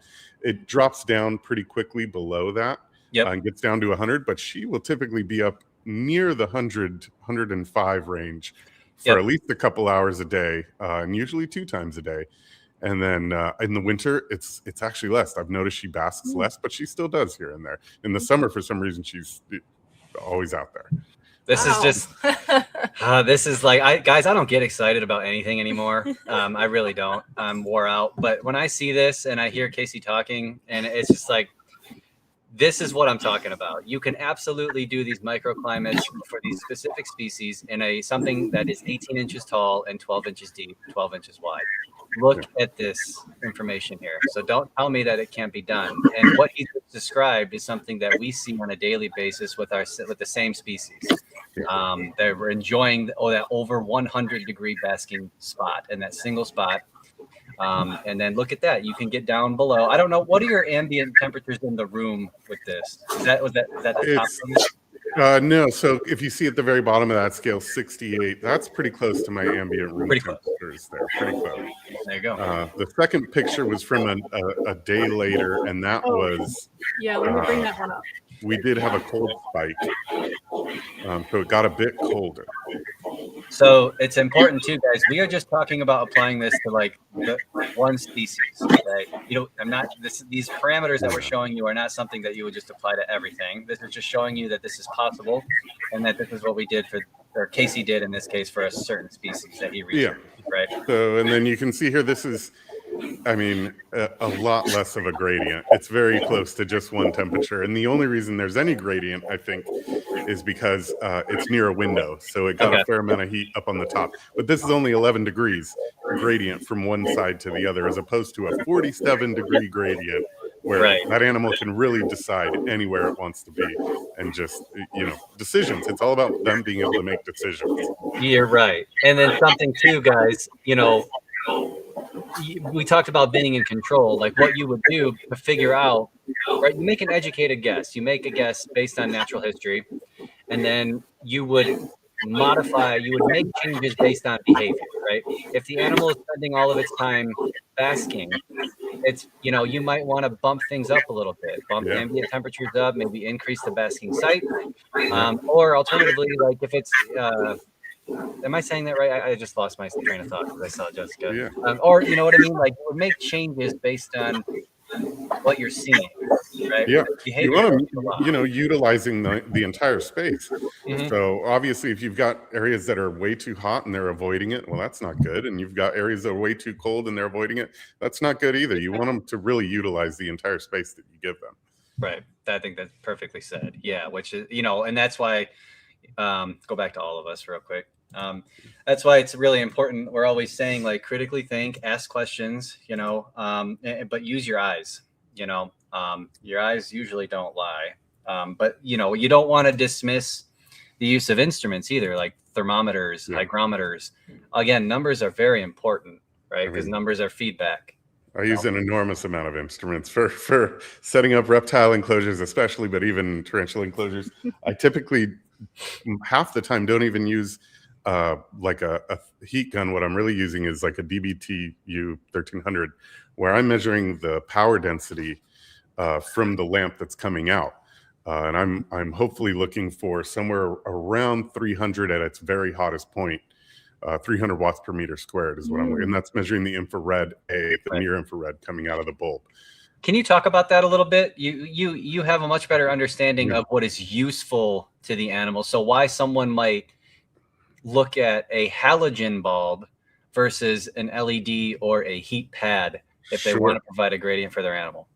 Yeah, so the sun, it's a big spectrum, but basically almost the entire form of infrared that comes down from the sun that hits us on Earth is infrared A. We get a little bit of infrared B, and then infrared C is only available after something has been warmed up by the sun. That object can then emit infrared C. So infrared C is not very directional. You really can't like direct it and focus it on little points. It's also like very low energy and does not penetrate very deeply into any animals, into reptiles, humans, anything. Infrared A is what we're really dealing with when it comes to the sun. It penetrates a whole lot deeper, and actually there's hundreds of studies on everything from fruit flies to mammals to reptiles that it actually increases ATP production. I think on the fruit fly study, they were living like 50 to 100% longer when they were exposed to infrared A. And it's even used, in hospitals, there is infrared A therapy that's used. It's not like woo-woo, like it's actual science. Infrared A does increase your ability to heal. It does increase ATP production. And it's so much easier to focus. You can provide a real focused heat area, which is important in small enclosures. Is very important in small enclosures. If you're using something like a heat mat, trying to provide one little area of heat and have the rest not be warm, good luck. That's tough. You can't direct that kind of thing. Agreed. Yeah. I had a thought, but I lost it. So essentially, because this whole heat the room, heat the air, not the animal, essentially, like what you're kind of saying is almost the opposite. Yeah. Obviously there's some minimums you're going to have to. So if your room is too cold is too cold. And if it is too cold, you might have to heat your room. And to be honest, on some of our slings and smaller enclosures, I just make sure that area is not too cold. And because I can't provide like a tiny little hot spot on a sling vial. And I want to talk to you about that. Yeah, I am developing a tiny, not for slings. Oh my God, this guy, dude. But a much smaller one that I'm hoping to be on a track. It's a 5-watt halogen. Oh my gosh. So for smaller enclosures, still probably not slings, but get this guy out of here, man. I know. So let me tell you guys this too, because we do hear this a lot. Now, LED is clearly not halogen, right? Right. But cricket bin. Oh, we got to talk about crickets. Go ahead. That's funny. Anyway, I hear that a lot. They're like, I can't heat vials. I can't heat, little tea crib things, things like that. We've been using LED T5s. Now, granted, it's not the same wavelength. It's not. It is not halogen. However, we can measure with the use of that device a clear gradient in something the size of a 40 dram, and I can show you guys this on video. It clearly is different. What's the word, Casey, I'm trying to say here? Like LED is not what you're saying. No, it's not. But actually, LEDs are extremely strong. So it's not just infrared C that's coming out of LEDs. The actual visual light itself can produce heat, and strong LEDs do produce heat just from the visual light themselves, which is a higher energy. It is able to be fairly directed. That's interesting, because we do notice like a small sling will treat the 40 dram as a gradient, and then we watch them do it. We watch them do it every morning, right? And then we measure it, and it might be minuscule, right? It might be only 6 degrees from the top to the bottom based on how far, like the source to surface distance, right? You can measure that, but and we have to dial that in, but we are still able to do it. So there's all to say you can do it. Right. It's just It's very. are you going to use your brain or not? But use your brain. Yeah. Yeah. Absolutely.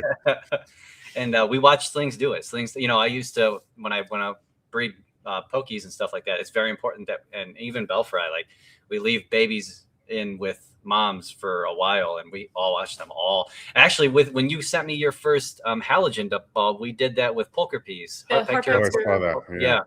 Which, if we're relating to the video we just watched, it snows where that animal lives, right? Certain times of year.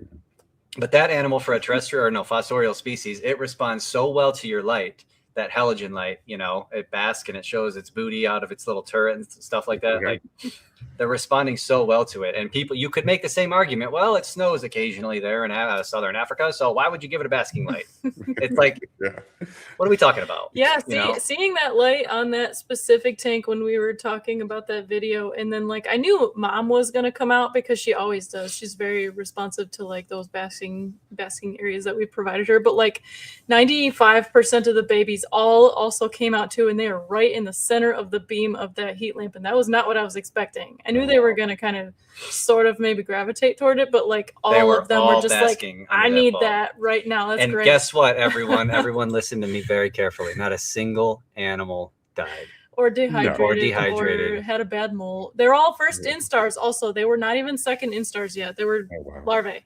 Right.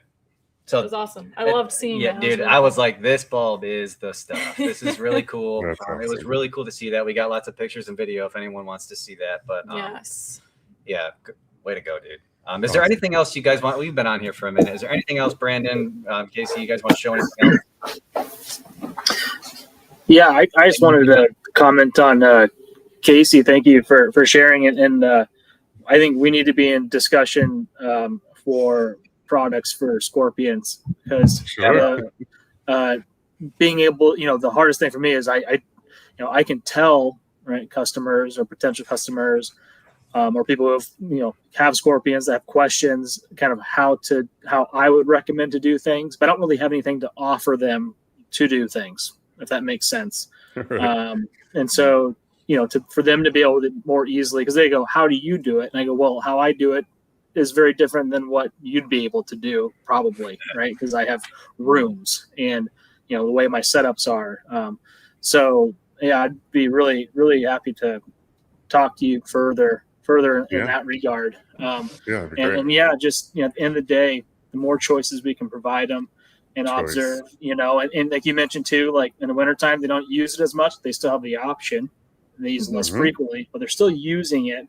And I see the same thing. And it's also important to note that seasonal changes is much more than just temperature and humidity. There's things that we have no control of, whether it's barometric pressure or, last night it was 4 degrees outside, and today got up to 55. And I've been kind of coming out of winter a little bit. I've been kind of going a little heavier on moisture for a lot of my scorpions. I just looked and I have 4 flat rock scorpions having babies right now. So something, triggered just from, me increasing moisture during that time and some other factors that I can't account for just by where I live, has all of a sudden triggered, right? Now it's time to have babies. And then with scorpions too, what's really important to note a little bit is that the younger scorpions have different parameters for keeping younger scorpions than older scorpions, because younger scorpions are born during monsoon season. So everyone thinks they'll keep things warm, keep things hot. Even the desert has a monsoon season, and that's when scorpions have babies. And so those babies often require more frequent feeding, frequent moisture, higher moisture, and lower temperature for that. So, Brandon, you're breaking up a little bit, but I think we got them. I kind of enjoy it. I like it. I like Robot Brandon. No, I like it. It's cool. You're frozen. It made sense. But it's okay. I think we got the gist. Yeah. All right, I'll let you come back to reality. I'll tell you when you're back. There you go. See you, buddy. Love you. Casey, I don't want to keep you any longer, buddy. I really appreciate you having the time to sit with us. Do you want to add anything to this? Yeah, no, I think just, these animals, like you said, are poikilotherms. They have a wide range of preferences from species to species, from time of year to time of day to individuals. So it really is just about offering choice and giving them the ability to make those decisions, because those are decisions they do know how to make. Thank you. Yeah, that very well said, man.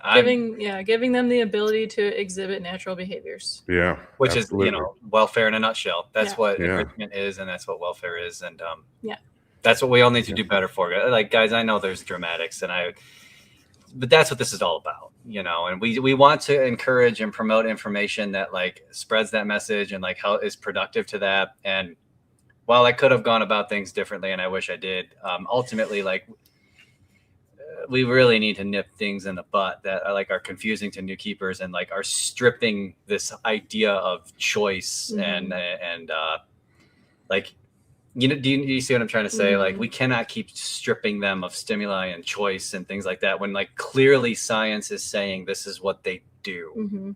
Right. So it's very important. Here's another thing I just remembered. The first paper about the Grammostola species, I just remembered there is a part of the discussion, Brandon's back. There is a part in the discussion where they say that the species or the individuals that they were using in the study were all lab raised species. I'm pretty sure. I could be wrong. I'm pretty sure they said that. And they did say there's a possibility that there was, taking wild specimens who are acclimated to the field in nature might exhibit different thermal preferences than our lab-grown specimens. Yeah. And that's going back to, this comment by Eight-Legged Hugs. What about cycling seasons? And what you said, Casey, a few minutes ago, like, and Brandon even touched on seasonal change. Yeah, there might be differences, seasonal differences in thermal preferences for individual species. We don't even know until we study it. Yeah, that could affect longevity. That could obviously, we know for a fact it triggers like breeding behaviors, things like that. So, good point. But as keepers, that's enrichment, right? Like, we can experiment with those things and introduce those things, and very good. That's good. Awesome. Yeah. Hi, Brandon. You're back. You left us for a minute there. Oh, I muted him there. Yeah. Trying to keep me quiet. No, my internet's giving me fits. So I don't know how much caught towards the end there, but I was essentially talking about how scorpions are born kind of during monsoon season, and I live in Nebraska, and so we have severe thunderstorms during late spring, early summer, and although we've even had tornadoes come through our town, which is never fun, but rest assured, all baby scorpions that are born during that time too. So kind of love and hate them at the same time. Yes. Yeah, I'm pretty sure in like maybe a 45-day span last year between like April and May, because we were getting so many storms, we had like 16 tarantula sacks laid, like all at once. I mean, look, that's not science, guys. We're just talking. Just observation here. Yes. Yeah, and I do think too, like we're talking about, we're going really deep into the like, here's what we do and more complicated and I think people that are going, oh gosh, that's really overwhelming, and I think the story there is to not asking you, or we're not requiring you, or we're just trying to provide extra information, and just as you go, make incremental changes, right? That's where you start. Is just, if you don't have the money to go and get lighting, all that stuff, no problem. Just start making incremental changes to kind of continue to improve over time. This isn't like a light switch. It's not like I gotta do all this now, right? We're just trying to provide extra point of view and information from our own experiences, and what we do. And again, like I mentioned, I can tell people and give recommendations on how to do something, but I can't expect anyone to replicate what I do, because then their life is consumed like mine is. So, I think I think the incremental changes, just look to just keep making things a little better. And before you know it, you're going to have a much better experience with keeping. Exactly. Yeah. It is so rewarding when you start diving down these rabbit holes. I think on the surface level where I get frustrated a lot, and I don't want to make this about me, but I want people to stop saying stop doing these things. Like, stop saying giving them light and heat and introducing these seasonal changes. Like, everyone says, oh, it's not necessary. It's details. Bleh. If you don't want to do it, that's okay. Stop saying don't do it, and stop saying it's bad for them. Stop saying, stop deterring new keepers from trying new things, right? Stop stripping these animals of stimuli that they clearly rely on in the wild and they make choices with, and all those things. Like, stop it. Yeah. Please stop, because you're wrong. Please. Right. Yeah. Okay. I'm going to stop talking. Yeah. Also, I just want to point out the Barina grow lights that we use, which is just a really basic, like, T5. No, those are T8 LED. There are lights. T5 and there's also T8. Yeah. They actually put off a decent amount of heat, and we use those on almost all of our juvenile and adult enclosures. That is the way we apply heat. That is our heat. That is our heat bulb for the most part, our LED lights. To provide gradients, yeah. Provide gradients. A 6-pack is $100. A 6-pack of 4-foot lights is $100, which comes out to like $17 per light, or like $18 per light. That's not bad. That will cover. I'm not going to do the mental math because I'm really bad at mental math, but that covers a lot of 12-12-18s or 12-12-12s or even 8-8-12s. That covers a lot of enclosures for $100 even, just to provide a basic like gradient.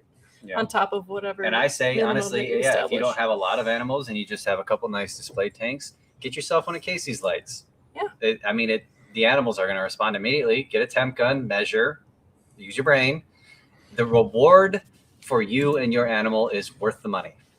You watch it happen, right? Even Casey is a testament to that. He tried it and he's like, yo, they're new things. Yeah. They are new animals, right?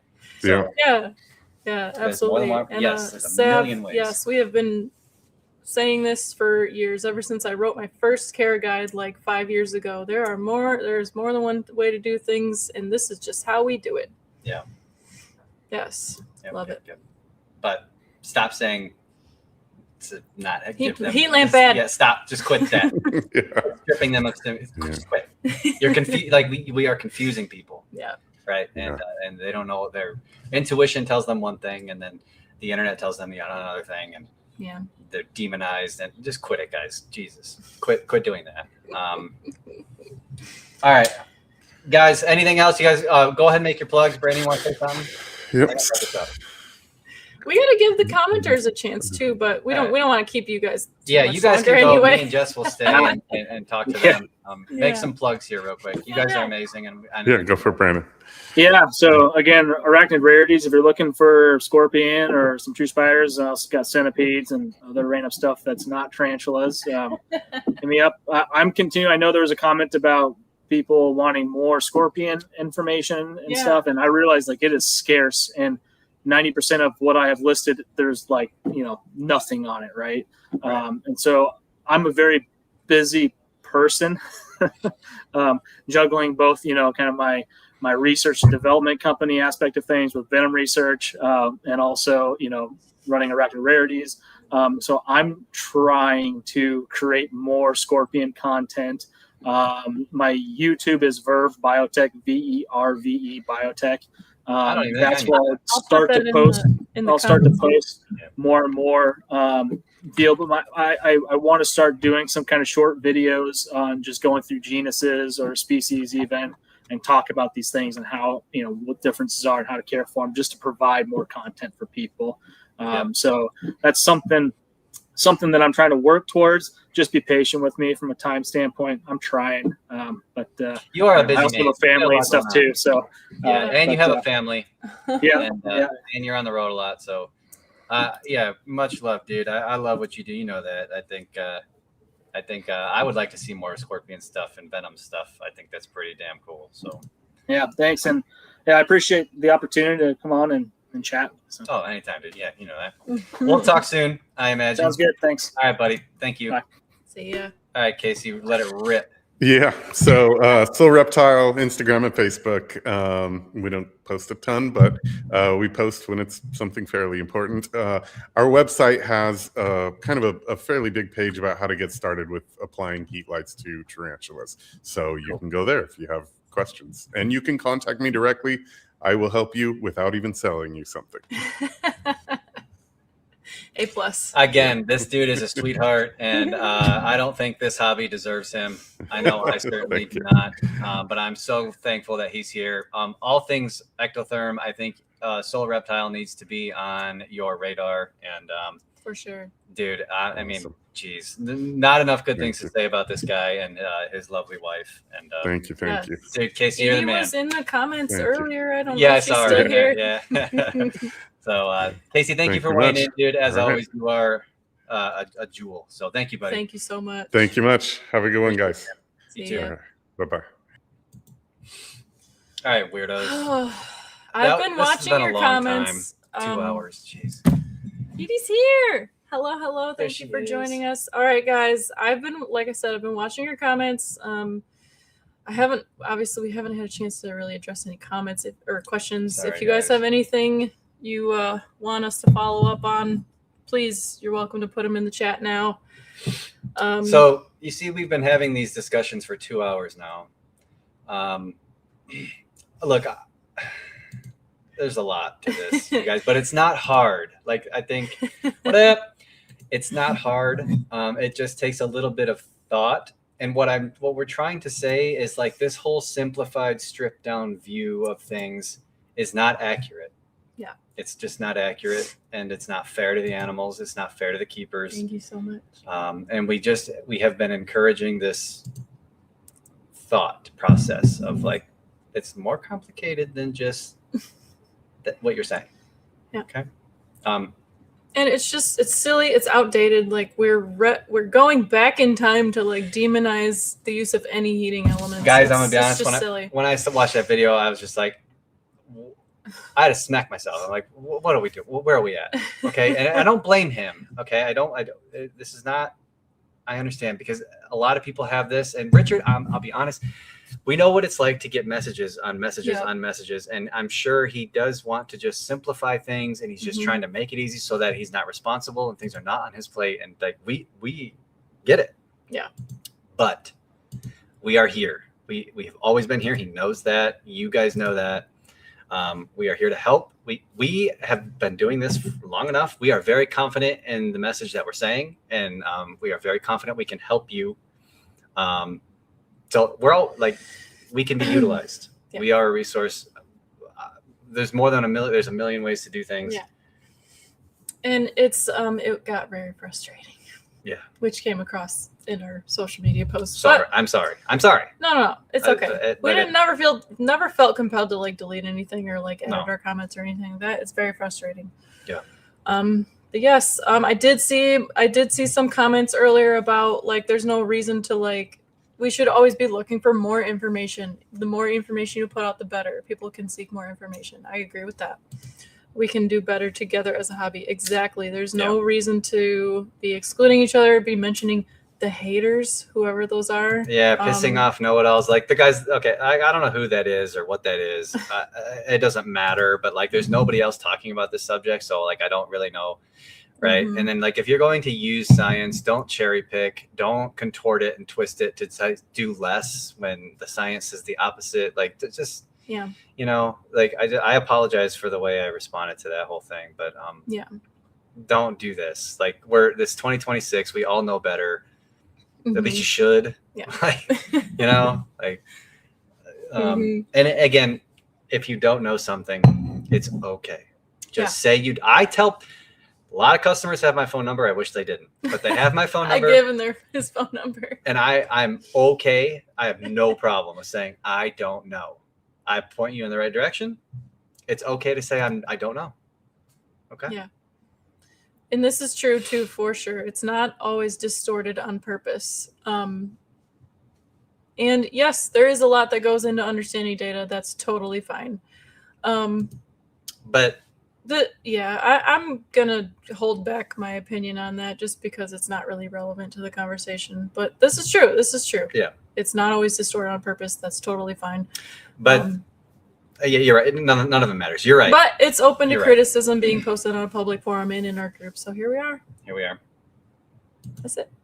And then again, everyone's short fused now. Yeah, you're right. And I think, and guys, like Definitely. without getting into personal life, we're all short. right now. Yeah. It's things suck, and here we are. When June's When June, here. please don't. Did you just text me? Was that you? I think it Swear to was. God. The phone. I don't know who this is. Some of the discussions I've had in the past has been like trying to argue with flat earthers. Oh no! Why'd you have to say that, Disco? She's sleeping. Oh, someone did say, "Show me the puppy." Look at my. I need a haircut. She woke up like 45 minutes ago. They're all napping downstairs right now. She woke up Oh, I and heard was her. like screaming downstairs like puppies do, and then like 5 minutes later she was quiet again. So we're gonna enjoy Yep, the we're peace gonna let for her a sleep. minute. Shoot, we did say we were gonna show the new. We will puppy, post a though. picture of Naja or a video of Naja Okay. on Facebook tomorrow for you guys. For if you're still here, that's the least we can do for you. She grew like 50% in a month. If that doesn't make any sense, she went from 24 pounds She's a big girl now. no 23 pounds to 35 pounds in a month. Yeah. We will post a pic. Let the baby sleep. Yes. Yes, please. Have to change phones once a month just for texting. Right. I don't know how. Yeah, I don't know. But the point is, guys, is like, Oh, here, and like the puppy's only 3.5 months old. Also, she's already 35 pounds. Anyway, we're here. We're here to talk. I know a lot of people think I'm very off-putting. I'm mean. I'm aggressive. You call me whatever you want. But the point is that we're here, and I want you to succeed. I succeed when you succeed. Yeah. And I just have a problem That's with what just this goes back to. bad information, right? And so, but Jessica's an angel. I try my best. We will help you. And if we can't help you, we know people who can and will, right? So. Yeah. When you get your chickens, we can have spiders after sunset and chickens at dawn. Dude, that's sweet. I love that. Okay. Yay, puppy pics. Yeah, Yeah. she's gonna be a big one. But anyway, I don't see any other questions coming up Yeah, other I than think we're puppy. just chitter chatting, which is always good. Yeah, But that's good. We still got 33 people watching. We appreciate you all. If you were here since the beginning, oh my goodness, I'm sorry. yeah, I was getting annoyed. I was annoyed with myself and the thing, everything. But Yeah, we probably covered maybe 60% of our actual notes too, which is fine. We covered the I think we basics. made it a point. 15-year-old son growing 2 inches a damn week. I that- thought puppies jeez. under a heat lamp was normal. Wait, someone said there was a comment earlier I thought was hilarious. Hold on, I gotta find it. What was it? You can go ahead. I'm just scrolling. I'm not doing anything. I'm just Okay. sitting here. I hate need- that this I need another discussion beer. has become considered drama. Yeah, exactly. Yeah, well, I'm partially to blame for that with the way I reacted, but also like the initial posts and things like that verbiage. Like if you read that and then I'm like that was combative, so it's like I don't know who you're talking about, but Rick Spellman is maniac. Oh man, I can't remember. You do another roundtable about the types of light and stuff. That's a deep dive for sure. I actually agree. I really honestly want to stop talking about this because I'm really sick of Types it. of light We is a should little talk bit different than if we types of can- heat, If we can get especially with Casey Casey. Yeah, and someone else, he's and- a wealth of knowledge. I don't even like. He starts Again. going into like infrared C, and I'm like, okay. I like getting schooled. Like when Yeah, when Casey it's starts awesome. talking, I sit and I'm like, talk to me. Dude, Yeah, I don't know. Tell me more. I don't know what you're talking about, but I like it. Yeah. Right. I think the idea is to use what we know based on research and just make things better for them. Exactly. Okay, well, I'm scrolling for too long. Anyway, we're tired. We've been here for 2 hours already. Ryan, do those spider eyes on your top glow in the dark. Oh, dude, I wish that'd be so sick. that would be cool. That'd be so sick. Ryan said he's selling his phone number to the car warranty companies unless he gets a jewel. Hey, man. I've been cleaning and feeding and listening the whole time. I learned a thing or two. Thank you so much for joining us. Let us know That's if you have any cool. questions. I know you've been hanging out with us for a while, like Tony. Totally worth it. Always. Jess is an angel. Yeah, right. Did you see how many times I rolled my eyes tonight? Or like did one of these? Yeah, she does great, and she It's okay. she keeps it together a lot better than I do, and that's why this business is going to be hers soon. I thought I'm stepping away. I was going to have fun tonight, and I did. And I thought it was No, great. that's good. You did good. I thought puppies under a heat lamp was normal. Naja would not like it. Oh. No, Not she if it is a wants. cold weather dog for sure. Our, like I said earlier in the video, our animal room this time of year is like 68 to 72, like max when it's really cold outside, and she's like panting. Even she has a cooling bed too. I've tried not to abuse the privilege of having Ryan's number. That's okay, man. Hey, I'm good. There's a backlog of texts I got to get to. It's not personal if I don't get back. I just like this has been really stressing me out, and I'm like turning everything off. I'm like, I don't have time to talk right now. When But June I will get to says it. we need to miss the puppy more often. In fact, We yeah. do actually. We actually spray her when she walks by, and she doesn't like it. She just She's was an one idiot. of these. Yeah. Where'd that go? Yeah. Where'd that come from? Thank you guys so much. We're tired. Yep, let's do it. We're All happy right, to I love you end guys. Let's all do better together. Yes. And obviously, this video will be up in perpetuity. So Yeah, if you'll be anyone able to sees watch this it and do after the fact, feel free to put your comments, questions, whatever's in the comments. Thank you all so Again, much. Wait, we got a question now. We're not You making can any money leave, on this, but- so Oh, yeah. who It cares? probably will never be monetized, That will never- honestly. no, We'll come see. on, guys. If you could only keep 6 species, 6. I don't want to keep 6. it would probably be 5 Avix and no, 3 Avix and 3 Pokies. I nailed it. I think I agree with that. And then obviously my ogres. My ogres are my number one, but Yeah, they didn't say 6 tarantula species. They just said 6 species. So. So wait, dogs, ogres, 2 Avix and 2 Pokies. There you go. I could make that work. Asian opus, yes. Asian opus. Yep. Besides Asian opus and Caribbean Versicolor, I do actually really genuinely love our Versicolor. I They're think the I take them best. for granted a little bit because we legitimately have like 100 holdbacks and adult females and everything in between. And But they are perfect, like flawless They're awesome. display animals when they're not breeding or molting, which is like a minority of the time anyway. They're out every single night, out Yeah. on full display. I will open the door even when they're on the door and they just sit there like, what? Yeah. No, they don't freak out. They're cool. You can feed them. Ryan treats all of our spiders like the Versicolor, and then he learns the hard way that they're not as chill as the Versicolor are. Guys, what do you want me to say? All right, let's call it. Yes, thank you all so much. Time to Bye. go. I love you. Good night, guys. Love you. We'll talk soon. Just realized the Versa we got from you last year. Awesome.